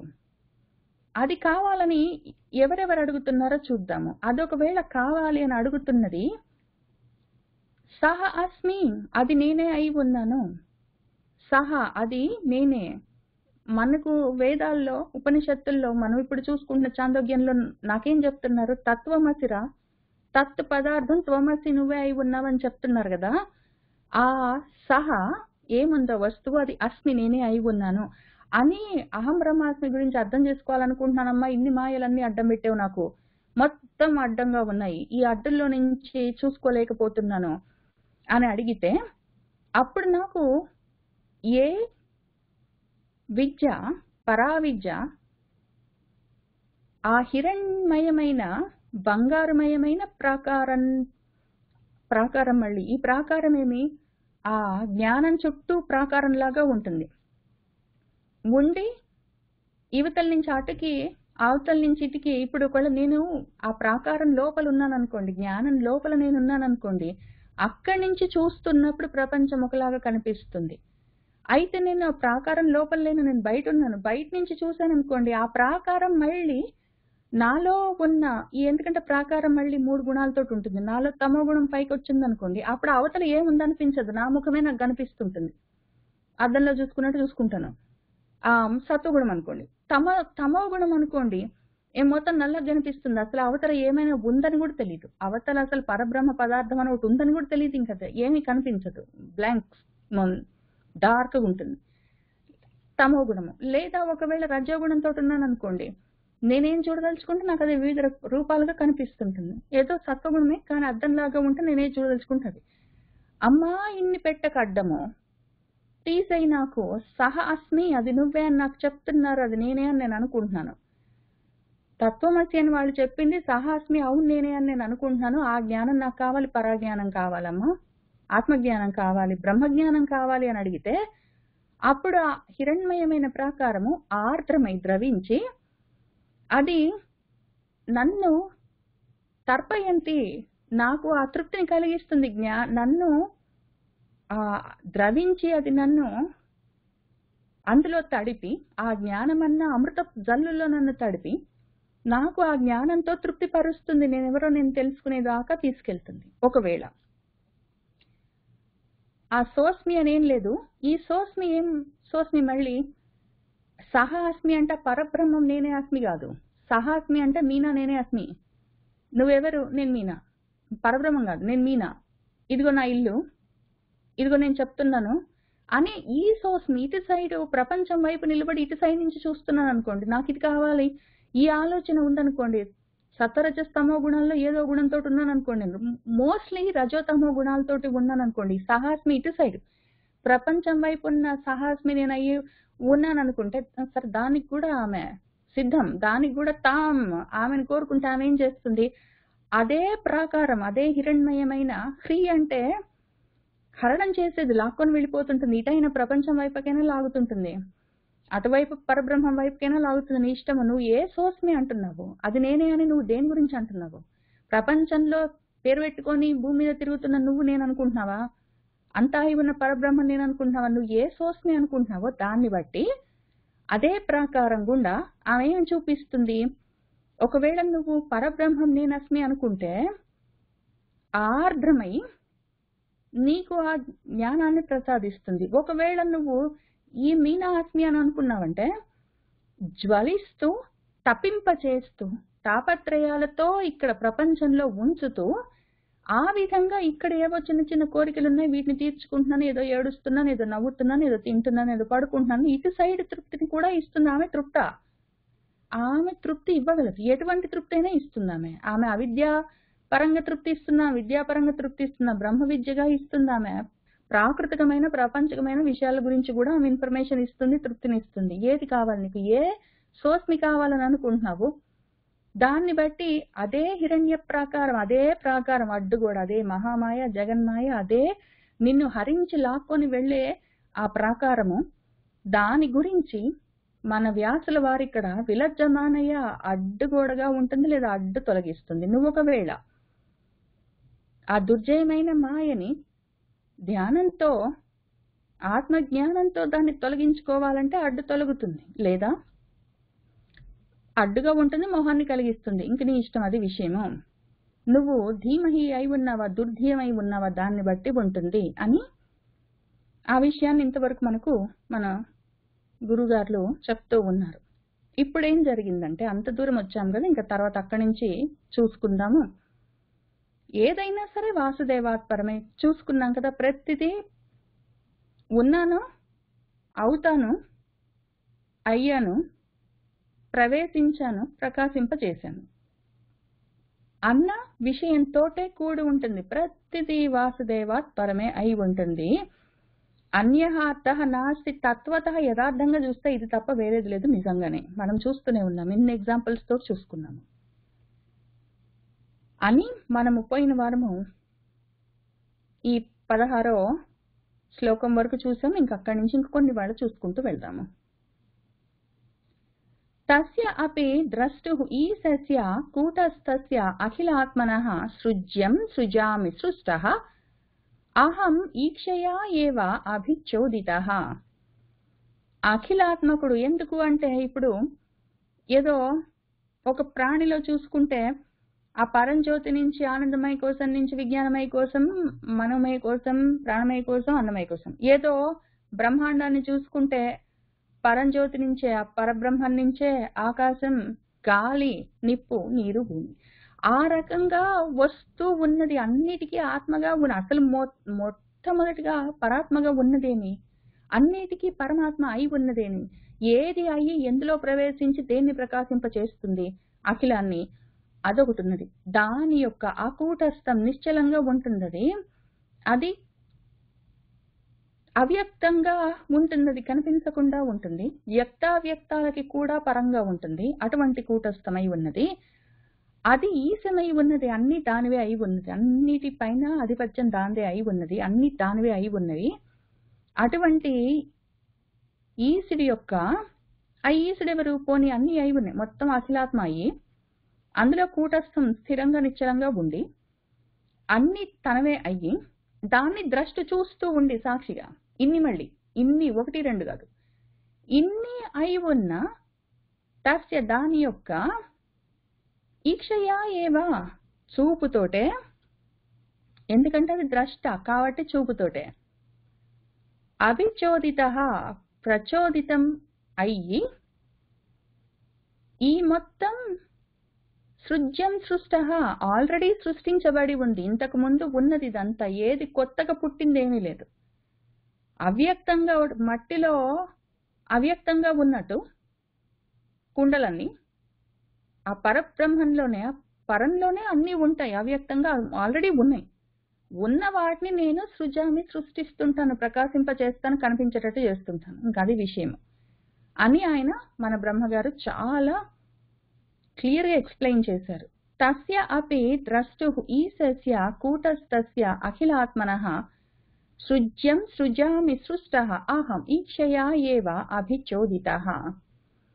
సత్వం రజః తమః ఇతి నిర్గుణస్య గుణాః త్రయః స్థితి సర్గ నిరోధేషు గృహీతాః మాయయా విభోః. ఇప్పుడు ఆ ఉన్నదాన్ని నేను ప్రకాశింపజేస్తున్నాను, ఆల్రెడీ ఉన్నది, దాన్ని ప్రకాశింపజేస్తున్నాను. ఇప్పుడు ఆ ప్రకాశింప చేయడం అన్నది ఏమి, ఏ విధంగా ప్రకాశింపబడుతున్నాయి, ఆ ప్రకాశింపజేయడం, తయారు చేయడం ఏమి, ప్రకాశింపజేయడం, చూపించడం, కనిపించేటట్టు చేయడం ఏమి, కనిపించడం ఏమి, కనిపిస్తున్న వస్తువులేమి, ఆ మొత్తం ఆ 3 త్రిపుటి, దాని గురించి ఇక్కడి నుంచి చెప్తున్నారు. ఇదిగో నిర్గుణస్య, ఆ నిర్గుణంలో నుంచే మనం ఇప్పుడు అది తెలుసుకోవాలి. ఇప్పుడు మనకి నిర్గుణం తెలియాలంటే నేను ఎక్కడున్నానో చూసుకుంటాను. నా మనసు గాజు పలకలాగా ఉంది, అప్పుడప్పుడు ఉంటుంది, చాలా సార్లు ఉండదు. ఇక్కడ కొన్ని తెలుస్తుంటాయి, కొన్ని తెలియదు. చాలా మటుకు వదిలిపెడుతుంటాను, కొన్ని పట్టుకుంటుంటాను. అన్ని మొత్తం నల్లగా మసిబొగ్గులాగా ఏమి పరబ్రహ్మ పదార్థం ఎక్కడా కనిపించకుండా మొత్తం అంతా నేనానే అనుకున్నంత జడమైతే నా మనసు కాదు. కాబట్టి ఇదైతే గ్యారంటీ కాదు. ఇది రకరకాలుగా ఒకటి గురువులు ఒకటి చెప్తుంటే నాకు ఒకటి అర్థమవుతూ కొంచెం కొంచెం లేదని అనుకుంటున్నాను. గురువులు చెప్తున్నట్టే కొంత అర్థమవుతుందని అనుకుంటున్నాను. చూద్దాము. తర్వాత ఇక్కడ మొత్తం నేనే చేస్తున్నాను, ఇదంతా నా వల్లే జరుగుతుంది అని లేదు. ఇవంతా వివిధ ఆకారాలుగా రూపాలుగా ఉన్నదని నా మనసు ఏమనిపించట్లేదు. ఉన్నదంతా ఒకటే అని తెలుస్తున్నది. అయితే నేను అనుకున్నట్టు అక్కడ ఉన్నది అనిపిస్తుంటుంది, అది రకరకాలుగా అనిపిస్తుంటుంది. అది శుద్ధంగా తయారు చేయాలి, ఇది చాలా తక్కువ అనిపిస్తుంది. ఇక్కడ వచ్చి కూర్చున్నంతసేపు నా అదృష్టం ఏమంటే నేను అనుకున్నట్టు కొంచెం అప్పుడప్పుడు అనిపిస్తుంటుంది. అయితే ఇక్కడ వచ్చి కూర్చొని చదువుకుంటున్నప్పుడు మాత్రం గురువులు చెప్పినట్టు పరాత్మ పదార్థం తెలుస్తున్నట్టే అనిపిస్తుంటుంది. ఇంకంతే. మిగిలిన సమయం అంతా ఇక్కడ తిరుగుతున్నాను నేను. ఇప్పుడు నా గోల్ ఏంటంటే దాన్ని దాటాలి. ఆ రకంగా సత్వము రజస్సు తమస్సన నిర్గుణ పరబ్రహ్మం నుంచే ఈ త్రయ గుణాః 3 గుణాలు వచ్చాయి. సత్వం రజః తమః ఇది 3. నిర్గుణుడి యొక్క త్రయ గుణాః 3 గుణాలు, త్రిగుణాలు. అసలు ఆయనకి గుణాలు లేవు, కానీ త్రిగుణాలు ఆయనవై ఉన్నాయి. వేరుగా ఉన్నాయి అంటే లేవు, అదే అయ్యింది. మార్పులు చెందుతుంది. ఏ విధంగా మార్పులు చెందుతుందో చూద్దాము. ఇప్పుడు ఎందుకు ఈ సత్వం రజస్తమం అంటే స్థితి సర్గ నిరోధం కావాలి. సత్వగుణంతో స్థితి, రజోగుణంతో సృష్టి సర్గము, తమో గుణంతో నిరోధము లయము చెయ్యడం కోసము విభోహ మాయయ ఆ ప్రభువు మొత్తం ఈ వైభవం అంత విభవం అంత విభూతి వివిధ రకాలుగా భూహు అని ఉన్నది ఏదున్నదో దాని యొక్క ఈ మాయ చేత ఇవన్నీ ఈ 3 సత్వరజస్తమో గుణాలు సృష్టి స్థితి లయల కోసము గృహీతాః పుచ్చుకోబడ్డాయి. సత్వం రజః తమః ఇది నిర్గుణస్య గుణాః త్రయః స్థితి సర్గ నిరోధేషు గృహీతాః మాయయా విభోః. అయితే నేను ఇప్పుడు ఇక్కడ చూపించి అప్పుడప్పుడు నేను ఇక్కడ ఉంటానంటే నా గురించి నేను గొప్పగా చెప్పుకుంటానని ఒకవేళ మీకు అనిపిస్తుందని నేను అనుకోవట్లేదు. ఎందుకంటే గుణంలో దోషం చూస్తే మళ్ళీ అదొక దోషం. అది దాని పేరు అసూయ. నాకు అటువంటిది లేదు. నన్ను చూసి నేను ఇక్కడ చూపించగానే నిజంగా నీకు ఇవన్నీ ఉన్నాయేంటి అని మీరు నన్ను అనుకుంటారని నాకు అనుమానం లేదు. కానీ నేనే చెప్తున్నాను. దీనివల్ల ఇది ఎందుకు చెప్పాను ఈ మాట అంటే ఇక్కడ వచ్చి చదువుకున్నంతసేపు మాత్రం నాకు అది కొంచెం కొంచెం తెలుస్తున్నట్టే అనిపిస్తుంది. కాబట్టి ఎక్కువ చదువుకోవడం అత్యవసరం నాకు అర్థమైంది. చదువుకుంటున్న కొద్దీ అది నా మనసు గాజు పలకలాగా ఉంటుంది. ఇక్కడి నుంచి లేచి వెళ్ళానంటే ఇక్కడి నుంచి ఈ జడ పదార్థాల్లో ఈ అద్దాల్లో వీటిల్లో పగిలిన వాటిలో ఈ రకాలుగా ఇక్కడున్న వాటన్నిటిలో ఏదో ఒక రకంగా నా మనసు తయారవుతుంటుంది, మారుతుంటుంది వెంటనే. ఆ చుట్టుపక్కల ఏమన్నా దాన్ని బట్టి నా మనసు రకరకాలుగా మళ్ళీ మారుతుంటుంది. అది దాని మీద రకరకాలుగా రిఫ్లెక్షన్స్ కనిపిస్తుంటాయి. అయితే ఎంతసేపు నేను ఇక్కడ వచ్చి కూర్చొని చదువుకుంటున్నానో అంతసేపు మాత్రం గాజు పలకలాగానే, గ్లాస్ పెయిన్ లాగానే ఉంటూ ఉన్నది నా మనసు. అది నాకు తెలుస్తూ ఉన్నది. అందుకని నేను చెప్తున్నాను. ఇప్పుడు నేను ఇక్కడ కూర్చున్నట్టే నేను మొత్తం మిగిలిన రోజంతా అట్లా ఉంటానంటే చెప్పలేము. వేరే వేరే పనులు చేస్తున్నప్పుడు అయితే ఎక్కువ భాగం మాత్రం ఈ జడ పదార్థంగా అసలే లేకుండా మిగిలిన రకాలుగా తక్కువగా ఉండేటట్టు ప్రయత్నం సాధన దీన్ని బట్టి చేసుకుంటున్నాను. ఇక్కడ వచ్చి కూర్చున్నప్పుడు ఇట్లా ఉంటాను అన్నమాట. లేవగానే మొత్తం 180 degrees వేసుకోను కదా. కొంచెం కొంచెంగా ఇక్కడ చదువుకుంటున్న కొద్ది నా మనసు సిద్ధమవుతూ ఉన్నది, నా చిత్తము సిద్ధమవుతూ ఉన్నది. ఫాస్ట్గా అవుతుందా స్లోగా అవుతుందా చెప్పడం కష్టం, కానీ అది నాకు తెలుస్తున్నది. అందుకని చదువుకోవడం అత్యవసరము. ఇదే విషయం నిన్న మీకు నేను ప్రమాణం చేసినట్టు రామాయణంలో వచ్చేవారము ఎందరో మహానుభావులు చెప్తానన్నాను కదా, అందులో మళ్ళీ దీనికి జవాబు ఉన్నది. ఎందుకు ఇవన్నీ కూర్చొని మనం సాయంత్రం పూట చదువుకుంటాం? ఈ పొద్దున్న సాయంత్రము ఇండియాలో అయితే పొద్దున, అమెరికాలో అయితే సాయంత్రం ఎందుకు చదువుకుంటాము అంటే చదువుకోవడం వల్ల ఏమి లాభం అంటే మనసు గాజు పలకలాగా తయారవ్వడం కోసం, దాన్ని ఆ రకంగా చేయడం కోసం ప్రయత్నం చేస్తున్నాం. ట్రాన్స్మిట్ అవ్వాలి ఆ ఇన్ఫర్మేషన్ అటు నుంచి ఇటు అటు ఆ మధ్యలో జ్వలిస్తున్న ఆ హిరణ్మయమైన ఆ గోడ, హిరణ్య ప్రాకారము గాజు పలకంలాగా, గాజు అద్దంలాగా తయారవుతే అసలు కనీసం ఇక్కడి నుంచి ఆ మాయలో నుంచి చూసిన నాకు ఆ పరబ్రహ్మం ఉన్నది కొంతగా తెలుస్తుండాలి. ఆ తర్వాత మాయ తొలగితే, అడ్డు తొలగితే, ఆ ప్రాకారాన్ని దాటితే అంతా ఉన్నది ఏంటో తెలుస్తుంది, అది వేరే విషయం. కానీ కనీసము ఇట్టించి అటు చూస్తే ప్రాకారం నాకు రకరకాలుగా విచిత్రంగా కాకుండా సిద్ధమైన అద్దంలాగా, క్లియర్ గ్లాస్ పెయిన్ లాగా కనిపించాలి. అందుకని మనం కూర్చొని చదువుకునేది. ఎందుకు ఇవన్నీ చదువుకోవడం వల్ల ఏమి లాభం అంటే ఇది. నాకు తెలుస్తున్న లాభము, నాకు కలుగుతున్న, నాకు ఈ చదువుకోవడం నాకు చేస్తున్న ఉపకారం నేను మీకు చెప్తున్నాను, మీతో పంచుకుంటున్నాను. సరే, సత్వం రజః తమః ఇతి నిర్గుణస్య గుణాః త్రయః స్థితి సర్గ నిరోధేషు గృహీతాః మాయయా విభోః. కార్యకారణకర్తృత్వే ద్రవ్య జ్ఞాన క్రియాశ్రయాః బధ్నంతి నిత్యదా ముక్తం మాయినం పురుషం గుణాః. ఇప్పుడు అక్కడికి అయిపోలేదు. ఇప్పుడు ఏమి మనకి స్థితి సర్గ నిరోధాలు చేయడం కోసం సత్వరజోత్తమో గుణాలు ఉన్నాయి కదా, ఆ ఉన్నవి ఏం చేస్తాయి? ఊరుకుంటాయా? ఈ మూడు ద్రవ్య జ్ఞాన క్రియా శక్తులుగా తయారవుతాయి. ద్రవ్య శక్తి, జ్ఞాన శక్తి, క్రియాశక్తిగా తయారయ్యి అవి అసలు ఈ మూడు గుణాలు సత్వరజస్తమో గుణాలు స్థితి సర్గ నిరోధాల కోసం ద్రవ్య జ్ఞాన క్రియా శక్తులుగా మారి ఆ గుణాలు త్రిగుణాలు అసలు పాపం ఈ పురుషుడెవడు? ముక్త పురుషుడు. దేనికి తగులుకోకుండా నిరంజనంగా ఉన్న ఆ స్వరూపము. అయితే ఆ ముక్తం పురుషాన్ని ఇప్పుడు మాయనం పురుషంగా మారుస్తుంది. అది మాయలో పడ్డ పురుషుడిగా మారుస్తుంది.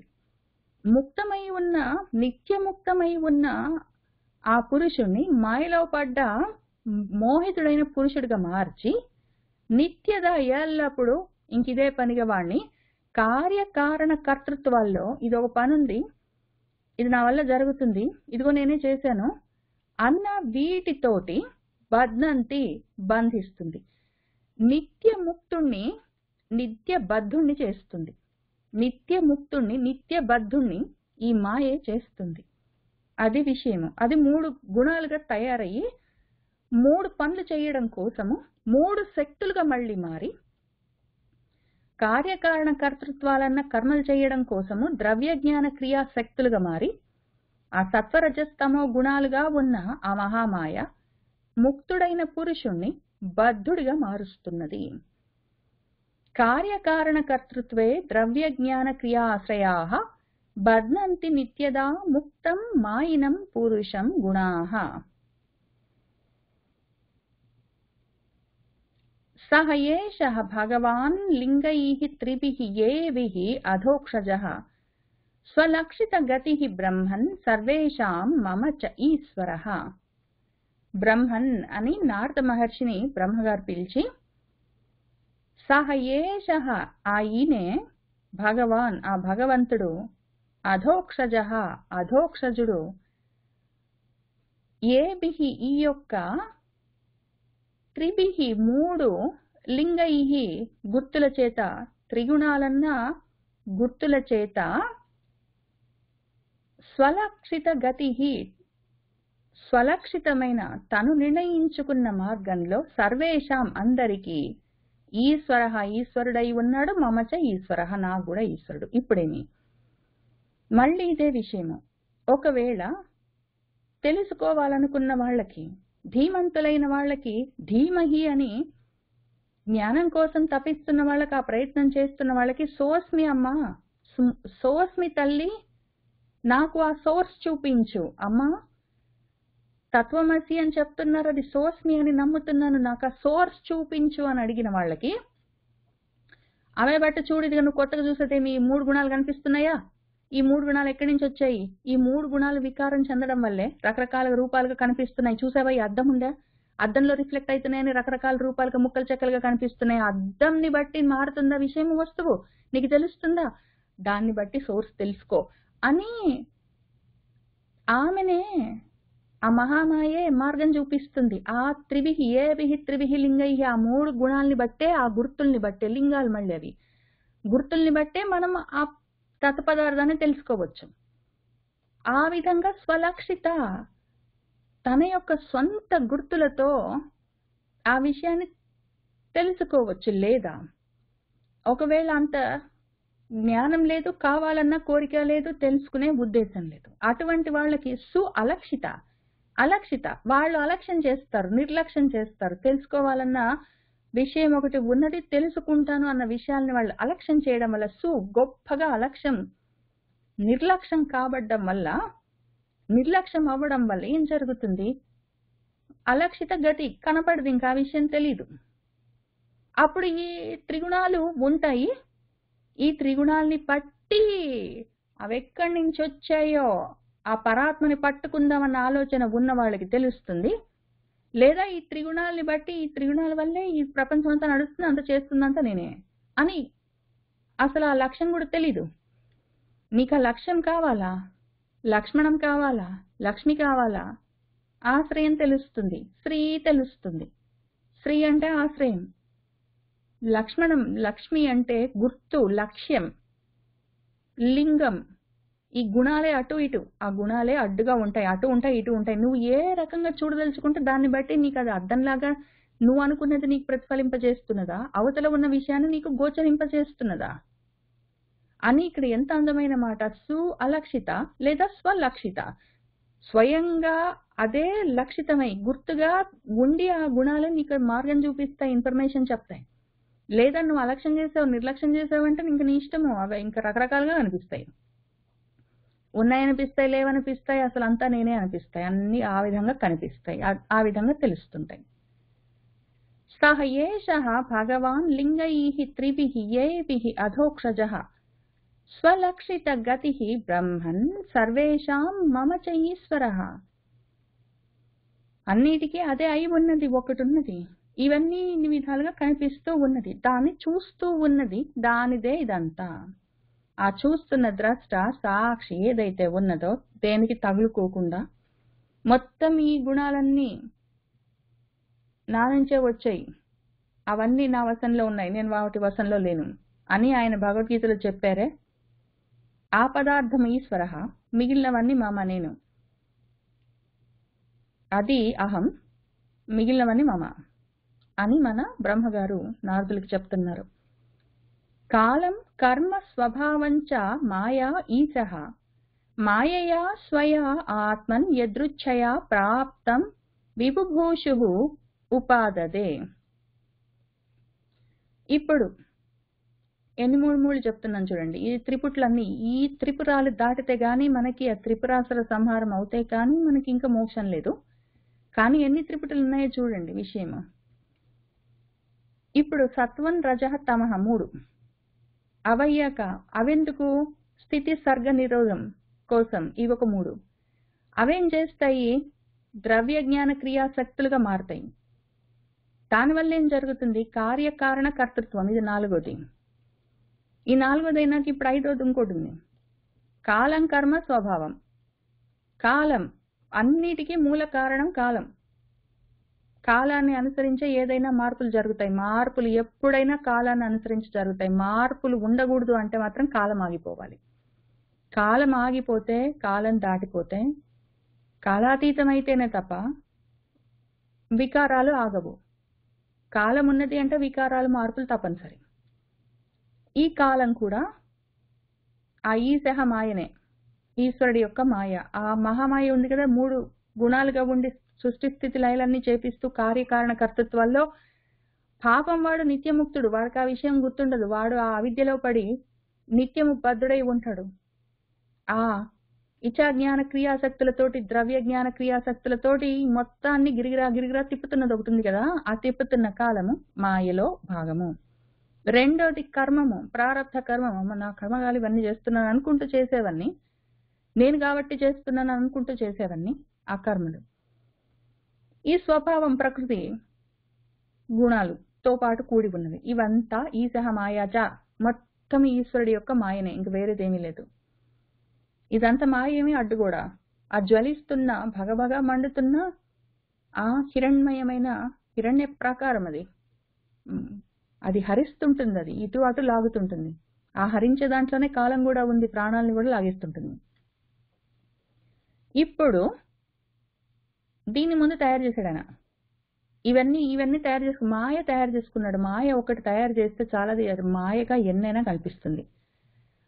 ఆ స్వయ మాయయ్య ఆయన తయారు చేసుకున్న మాయతోటి ఆ ఆత్మ ఎదృచ్ఛయ తనకిష్టం వచ్చినట్టు తన ఇచ్ఛాశక్తితోటి తన సంకల్పంతో అని అనుకొని ఇదిగో నేను ప్రాప్తం విన్ అవుతాను అని అనుకొని విభుభూషు కావాలి అని కోరుకుని ఉపాధదే అవుతుంది. అది విషయం. అవి స్టెప్స్. ముందు ఈశః మాయ, ఈశ్వరుడు సపరేట్గా ఏమీ లేదు. అది ఇంకా రెండోది ఉన్నదంటే కష్టమవుతుంది. రెండోది లేదు, అది అఖండం, మనకు ఒకటే అనన్యం. అదే ఏం చేస్తుందంటే ఇదిగో ఒక సంకల్పం చేస్తుంది. ఏమి? నేను ప్రాప్తం చాలా అవుతాను అని విభుభూషు కోరుకుంటుంది. అనుకొని ఉపాధదే అవుతుంది. అది విషయం. అవి ఆ స్టెప్స్. సృష్టి క్రమం ఇది. విశ్వం ఎట్లా తయారవుతుంది అన్న ఆవిర్భావం యొక్క రహస్యం ఇది. కాలం కర్మ స్వభావంచ మాయా ఈశః మాయయా స్వయా ఆత్మన్ యదృచ్ఛయా ప్రాప్తం విభుభూషు ఉపాదదే.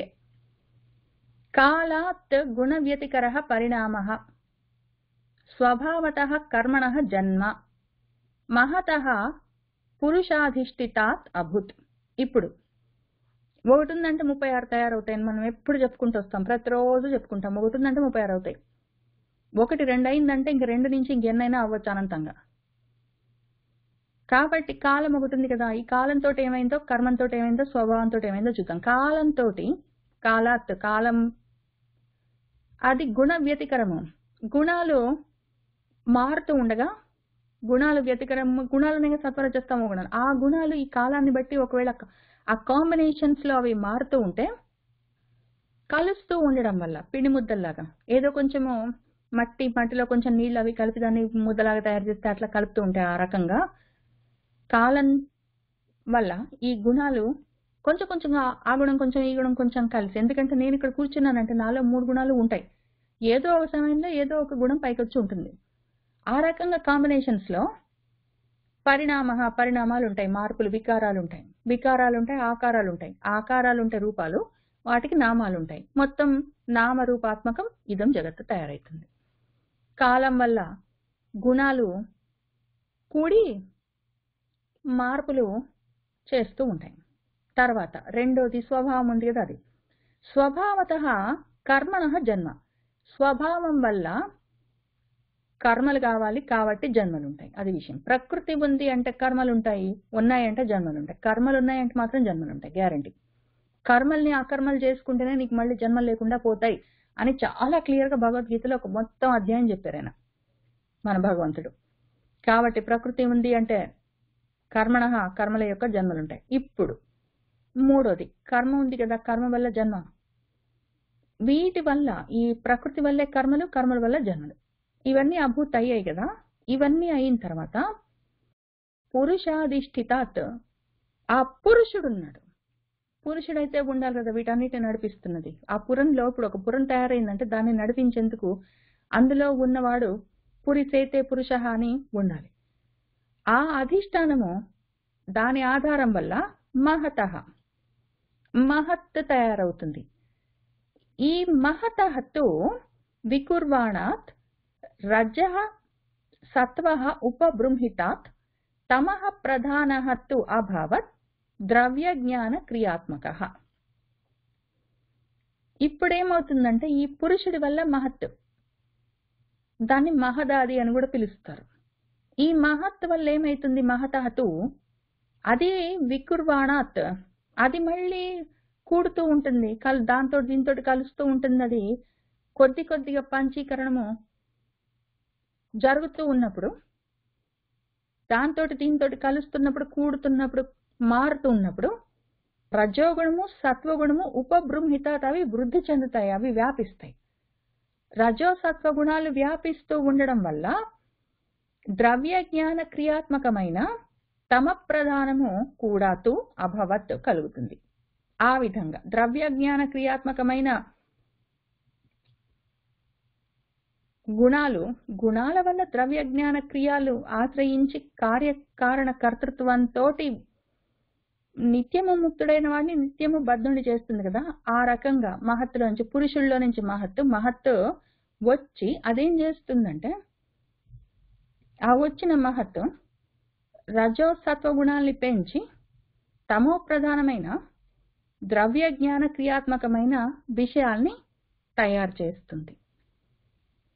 కాలాత్ గుణ వ్యతికర పరిణామ స్వభావతః కర్మణః జన్మ మహతః పురుషాధిష్ఠిత అభూత్ మహతః తు వికుర్వాణాత్ రజః సత్వ ఉపబృంహితాత్ తమః ప్రధానః తు అభవత్ ద్రవ్య జ్ఞాన క్రియాత్మకః. ఈ ద్రవ్యము జ్ఞానము క్రియ ఏంటో మళ్ళీ చూసుకోవాలి కదా, వాటి గురించి కూడా చెప్తారు. ఇప్పుడు ఈ తయారైంది ఏముంది, తమో ప్రధానమైంది ఒకటి అభవత్ అయింది కదా, సహ అహంకార ఇది ప్రోక్త, దాని పేరు అహంకారం. ఆ మహత్ నుంచి వచ్చింది అహంకారము. మహత్గా అది వచ్చింది కదా, ఇప్పుడు ఆ వచ్చింది అహంకారము అని ప్రోక్త చెప్పబడుతుంది. ఇప్పుడేమైంది, ఈ అహంకారము వికుర్వన్ మళ్ళీ మార్పులు చెందుతూ మళ్ళీ అది త్రిధా 3 విధాలుగా సమభుత్ తయారవుతుంది. ఆ పురుషుడి నుంచి మహత్ నుంచి రజోసత్వ గుణాలు పెరుగుతూ తమో ప్రధానమైన అహంకారం కూడా తయారవుతుంది.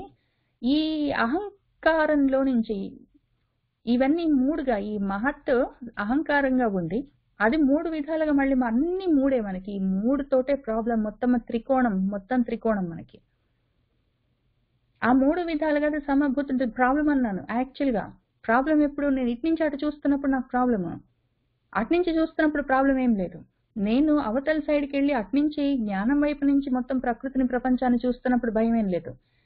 ఈ ప్రపంచం వైపు నుంచి చూస్తున్నప్పుడు ఆ కనిపిస్తున్నది ఏ రకమైన అద్దమో తెలియట్లేదు. అది క్లియర్ గ్లాస్ పేనా లేకపోతే అద్దమా, మిర్రరా, ప్రతిఫలిస్తున్నదా ప్రతిబింబాలన్నీ, లేకపోతే మొత్తం చూపిస్తున్నదా అవతల వైపు కన్నది, దాన్ని బట్టి ఉంటుంది. ఒకవేళ నేను ప్రాబ్లం అన్నానంటే మాత్రం ఇటు సైడ్ నుంచి కూర్చొని నేను మాట్లాడానని చూసుకోండి. బికాస్ నేను అటు ఇటు కూడా వెళ్తూ ఉంటాను. నేను ఒక్కదాన్ని చెప్పట్లేదు, ఎవరైనా సరే అటు ఇటు ఒకటేసారి మాట్లాడతాము.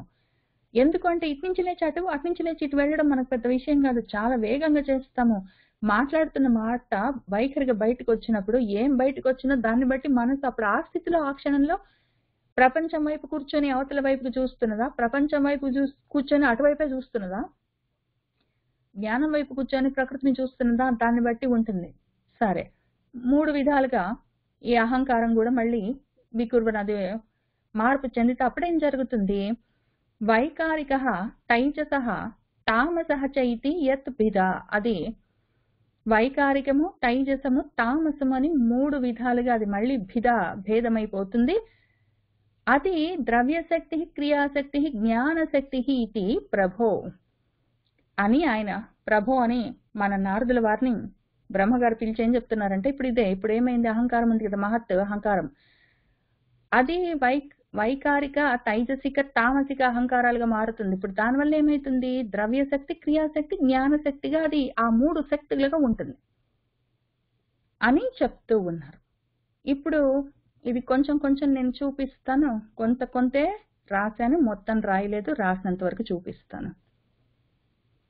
ఇక్కడ వైకారికము తైజసము తామసము, అందులో సాత్విక అహంకారము వైకారిక అహంకారము, వైకారికము మహత్తులోని వైకారికము సాత్విక అహంకారము, తైజసము రాజసాహంకారము, తామసాహంకారము దీని అహంకారం సహ అహంకార ఇది ప్రోక్త అని చెప్పారు ఆయన. దీన్నే అహంకారం అంటారు. అది 3 రకాలుగా అహంకారం అన్నారు. ఆ 3 రకాల అహంకారాలని మనం చూసుకుంటున్నాం. ఇప్పుడు ఇది అహంకారాలు ఏం చేస్తాయి, 3 రకాలుగా మళ్ళీ జ్ఞానక్రియ ద్రవ్య శక్తులుగా మారి వాటిని వాడుకుంటూ ఉంటాయి.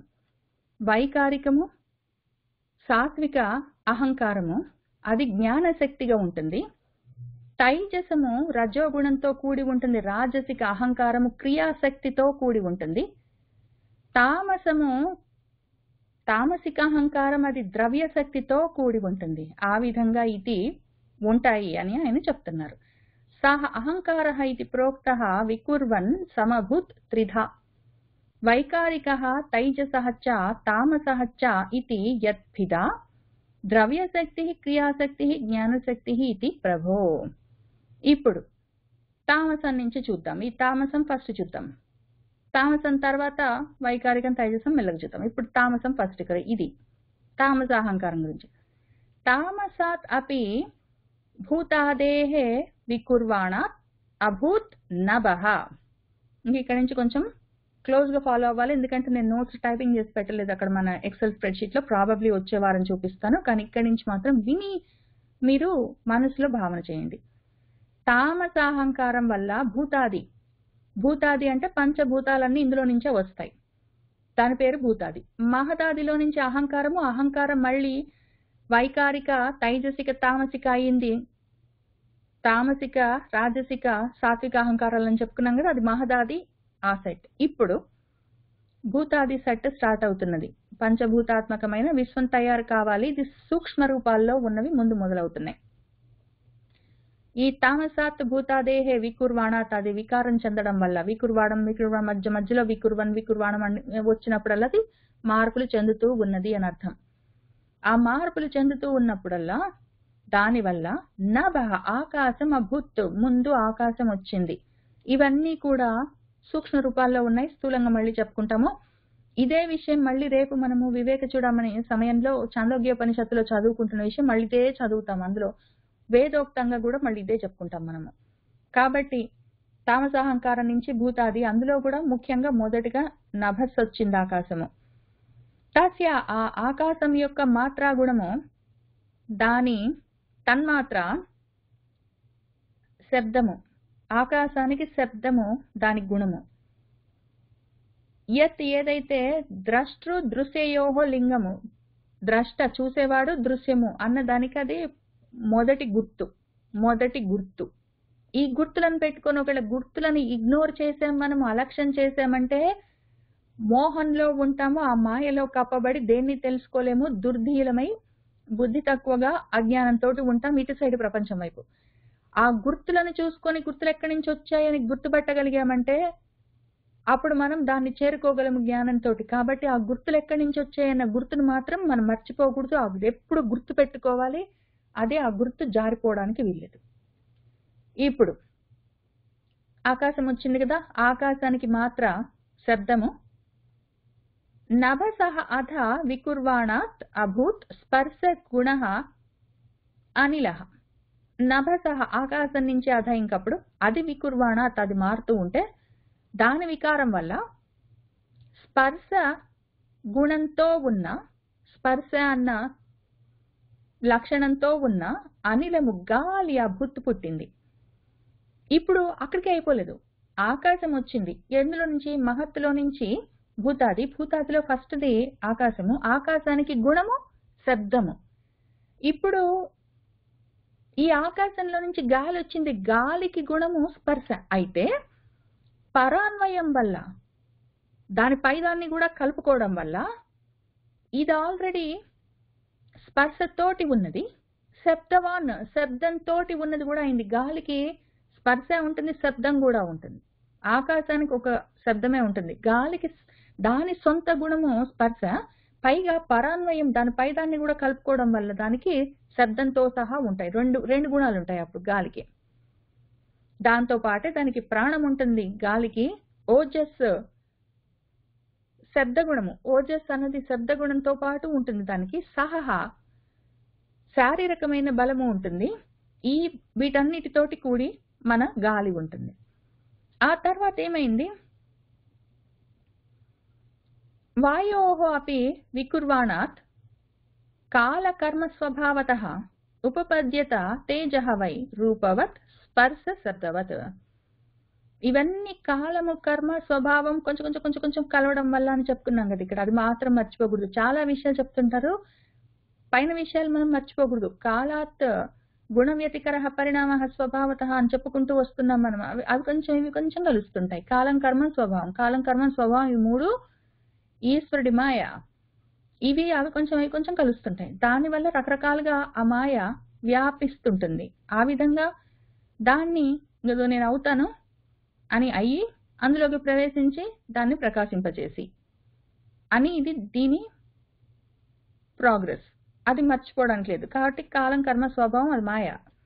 ఇప్పుడేమైంది? ఈ ఆకాశం కాస్త గాలి అయింది. ఆ గాలి వాయోహో అపి గాలి కూడా వికుర్వాణాత్, అది మార్పు చెందడం వల్ల, వికారం చెందడం వల్ల ఈ మార్పు వికారం ఎట్లా జరుగుతుంది? సొంతానికి అది వికారం ఎట్లా చెందుతుంది? ఏదైనా ఒకటి ఉంటే కదా దానికి మారేది. కాలం, కర్మ, స్వభావం ఉంటాయి. వాటితోటి అది వికారాలు చెందడం వల్ల అందులో నుంచి తేజ ఉపపద్యత, అగ్ని పుట్టింది.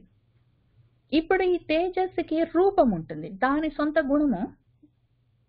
అగ్నికి దాని సొంత గుణం రూపం, అది కళ్ళకు కనిపిస్తుంది. పైన ఉన్న ఆకాశం, గాలి రెండు కళ్ళకు కనిపించవు.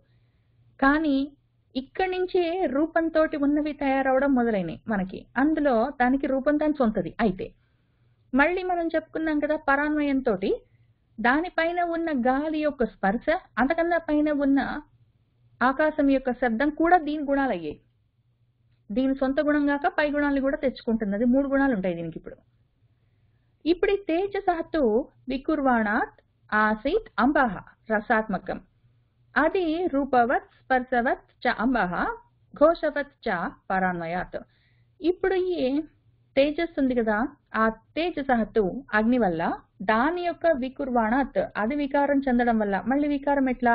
కాలకర్మ స్వభావాలతో కూడి అది రకరకాలుగా కాంబినేషన్స్ లో, పర్మిటేషన్స్ లో అది మిక్చర్ తయారైతే దాంతో రసాత్మకమైన అంబః ఆసీత్ నీళ్లు పుట్టాయి. ఆ నీళ్లకున్న గుణము రసం.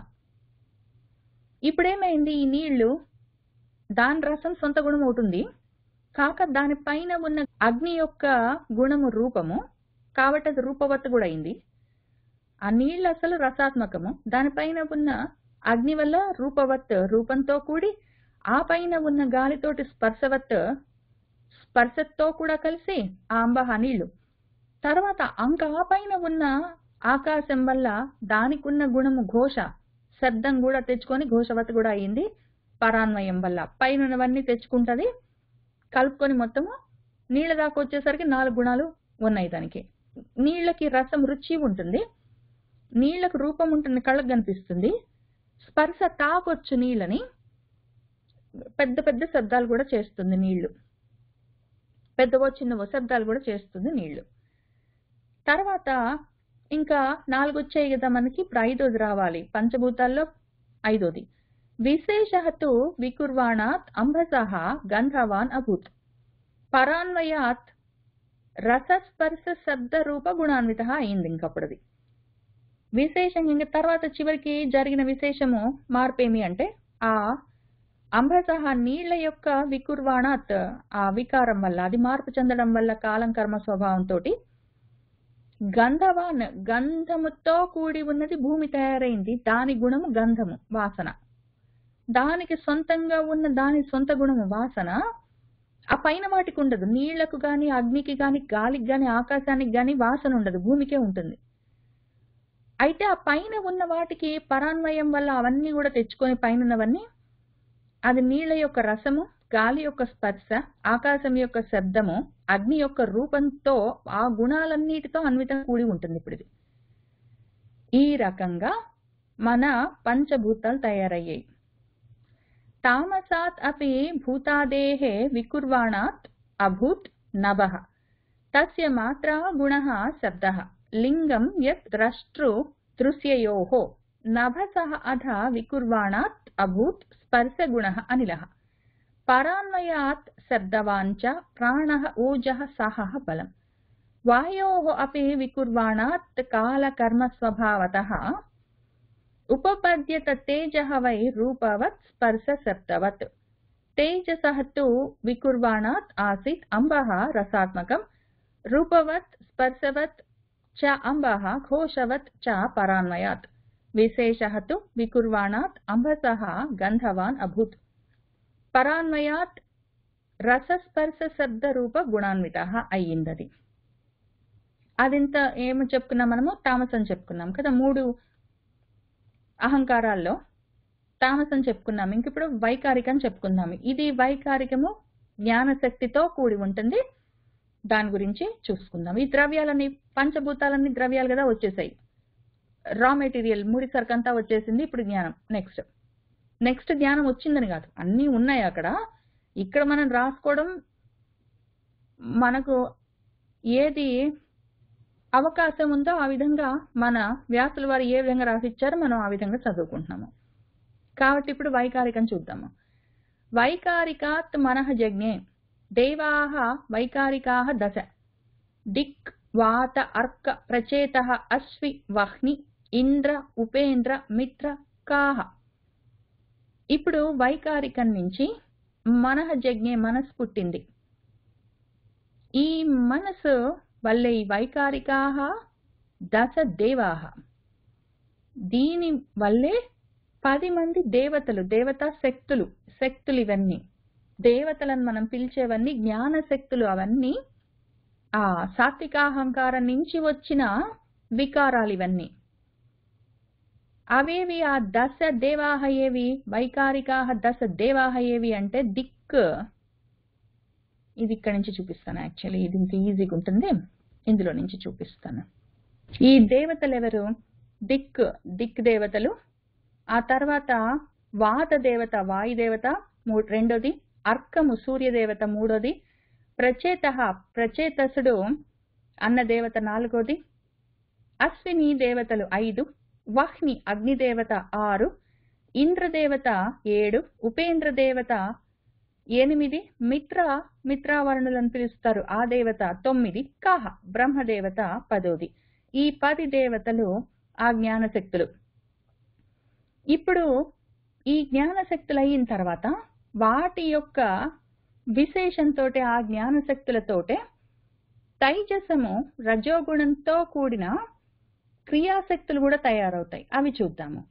తైజసాత్తు వికుర్వాణాత్ ఇంద్రియాణి దశ అభవన్. తైజసం యొక్క వికారాల వల్ల, మార్పుల వల్ల దశ ఇంద్రియాలు, పంచ జ్ఞానేంద్రియాలు, పంచ కర్మేంద్రియాలు అభవన్ తయారయ్యాయి. అవి మళ్ళీ ఇక్కడ రాశాను, నేను ఇక్కడ చూపిస్తాను, మీరు ఇక్కడ చూడండి. ఇప్పుడు జ్ఞానశక్తి, ముందువి జ్ఞానశక్తుల్లో భాగాలు చూద్దాము. దీన్ని కొంచెం తగ్గించగలను. అన్నీ ఒకటేసారి నా స్క్రీన్లో చూపించాలంటే ఇట్లా అన్ని ఎక్సర్సైజ్లన్నీ చేయాలి. సరే, ఇప్పుడేం జరిగింది మనకి? ఇది చాలా ఎక్కువసేపు చెప్పను, ఇది కొంచెం చెప్పి ప్రాబబ్లీ ఒక శ్లోకం చెప్పి ఆపుతాను. ఇప్పుడు జ్ఞానశక్తి, క్రియాశక్తి, బుద్ధి, ప్రాణము ఇవన్నీ తైజసము, తైజసానికి సంబంధించినవి ఇవన్నీ. ఇందులో పంచ జ్ఞానేంద్రియాలు, పంచ కర్మేంద్రియాలు, బుద్ధి, ప్రాణం అని ఉంటాయి. ఇందులో శ్రోత్రం, శ్రోత్రం అంటే చెవి, ఇక్కడున్నవి చూడండి, మీరు తామసంలో చూడండి. ఆ శ్రవణేంద్రియానికి కావలసింది, తామసానికి చెవి అన్నదానికి శ్రవణేంద్రియం అని తైజసము రజోగుణంతో కూడి ఉన్నది ఉంటుంది. దానికి దేవత దిక్కులు అని ఈ రకంగా మీరు 3 కలిపి చూసుకోవాలి ఇక్కడున్న వాటిని.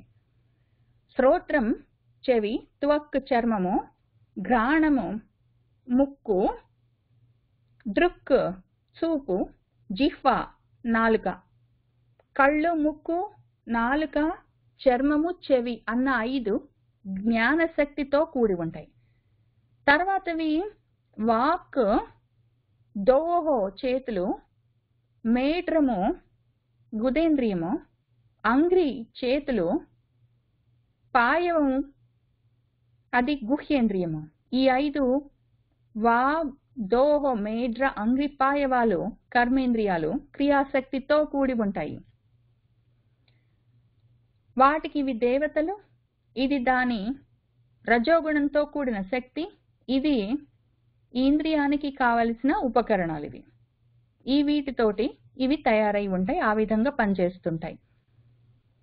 ఇప్పుడు ఎంతవరకు వచ్చాము? ఇక్కడ వైకారికాత్ మనః జజ్ఞే దేవాః వైకారికాః దశ దిక్ వాత అర్క ప్రచేతః అశ్వి వహ్ని ఇంద్ర ఉపేంద్ర మిత్ర కాః. తైజసాత్తు వికుర్వాణాత్ ఇంద్రియాణి దశ అభవన్. జ్ఞానశక్తి, క్రియాశక్తి, బుద్ధి, ప్రాణః తైజసౌ. శ్రోత్రం త్వక్, ఘ్రాణ, దృక్, జిహ్వా, వాక్, దోహో, మేధ్ర, అంగ్రి, పాయవః. ఇప్పుడు ఇంతవరకు చూసుకున్నాం కదా. దీన్ని ఇంకా మనము కలుపుకొని వచ్చే వారం నుంచి ఇంకా లోతుగా చూద్దాం. ఈ వాటికి ఇక్కడికి ఆపుతాను నేను. యదా ఏతే అసంగతాః భావాః భూతేంద్రియ మనోగుణాః యదా ఆయతన నిర్మాణేన సేకుః బ్రహ్మవిత్తమ. ఓ బ్రహ్మవిత్తమ, బ్రహ్మవేత్తల్లోనే ఉత్తముడైన వాడా ఓ నారద. ఇప్పుడు యదా ఎప్పుడైతే ఈ భూత, పంచభూత, పంచేంద్రియ, మనస్సు, మిగిలిన త్రిగుణాలు ఇవన్నీ భావాలు ఉన్నవి అసంగతాః ఒకవేళ కూడకపోతే, ఏతే ఇవి ఆ విధంగా కలిసి ఒక చోటికొచ్చి రకరకాలుగా అవి కూడకపోతే, వికారాలు చెందకపోతే, ఆయతన నిర్మాణము ఉండే ప్రదేశము ఈ విశ్వమన్న పురము, లేదా ఈ శరీరమన్న ప్రాణుల యొక్క శరీరమన్న పురము, ఈ 2 ఆయతనాల యొక్క నిర్మాణము నా సేకుహు చేయలేవు. అవి వేరువేరుగా ఎక్కడొక్కడ ఉన్నాయంటే అవి చేయలేవు. అవన్నీ ఒక చోటికొచ్చి కూడి ఆ పని చేయవలసి వస్తుంది. అది ఏ విధంగా జరుగుతుంది అన్న విషయం 33వ శ్లోకం నుంచి చెప్తారు. అది మనం వచ్చే వారం చూసుకుంటూ వెళ్దాం. యదా ఏతే అసంగతాః భావాః భూతేంద్రియ మనోగుణాః యదాయతన నిర్మాణేన సేకుః బ్రహ్మవిత్తమా అన్న చోట ఆపుదాము. సర్వం శ్రీకృష్ణ పరబ్రహ్మ పాదారవిందార్పణమస్తు.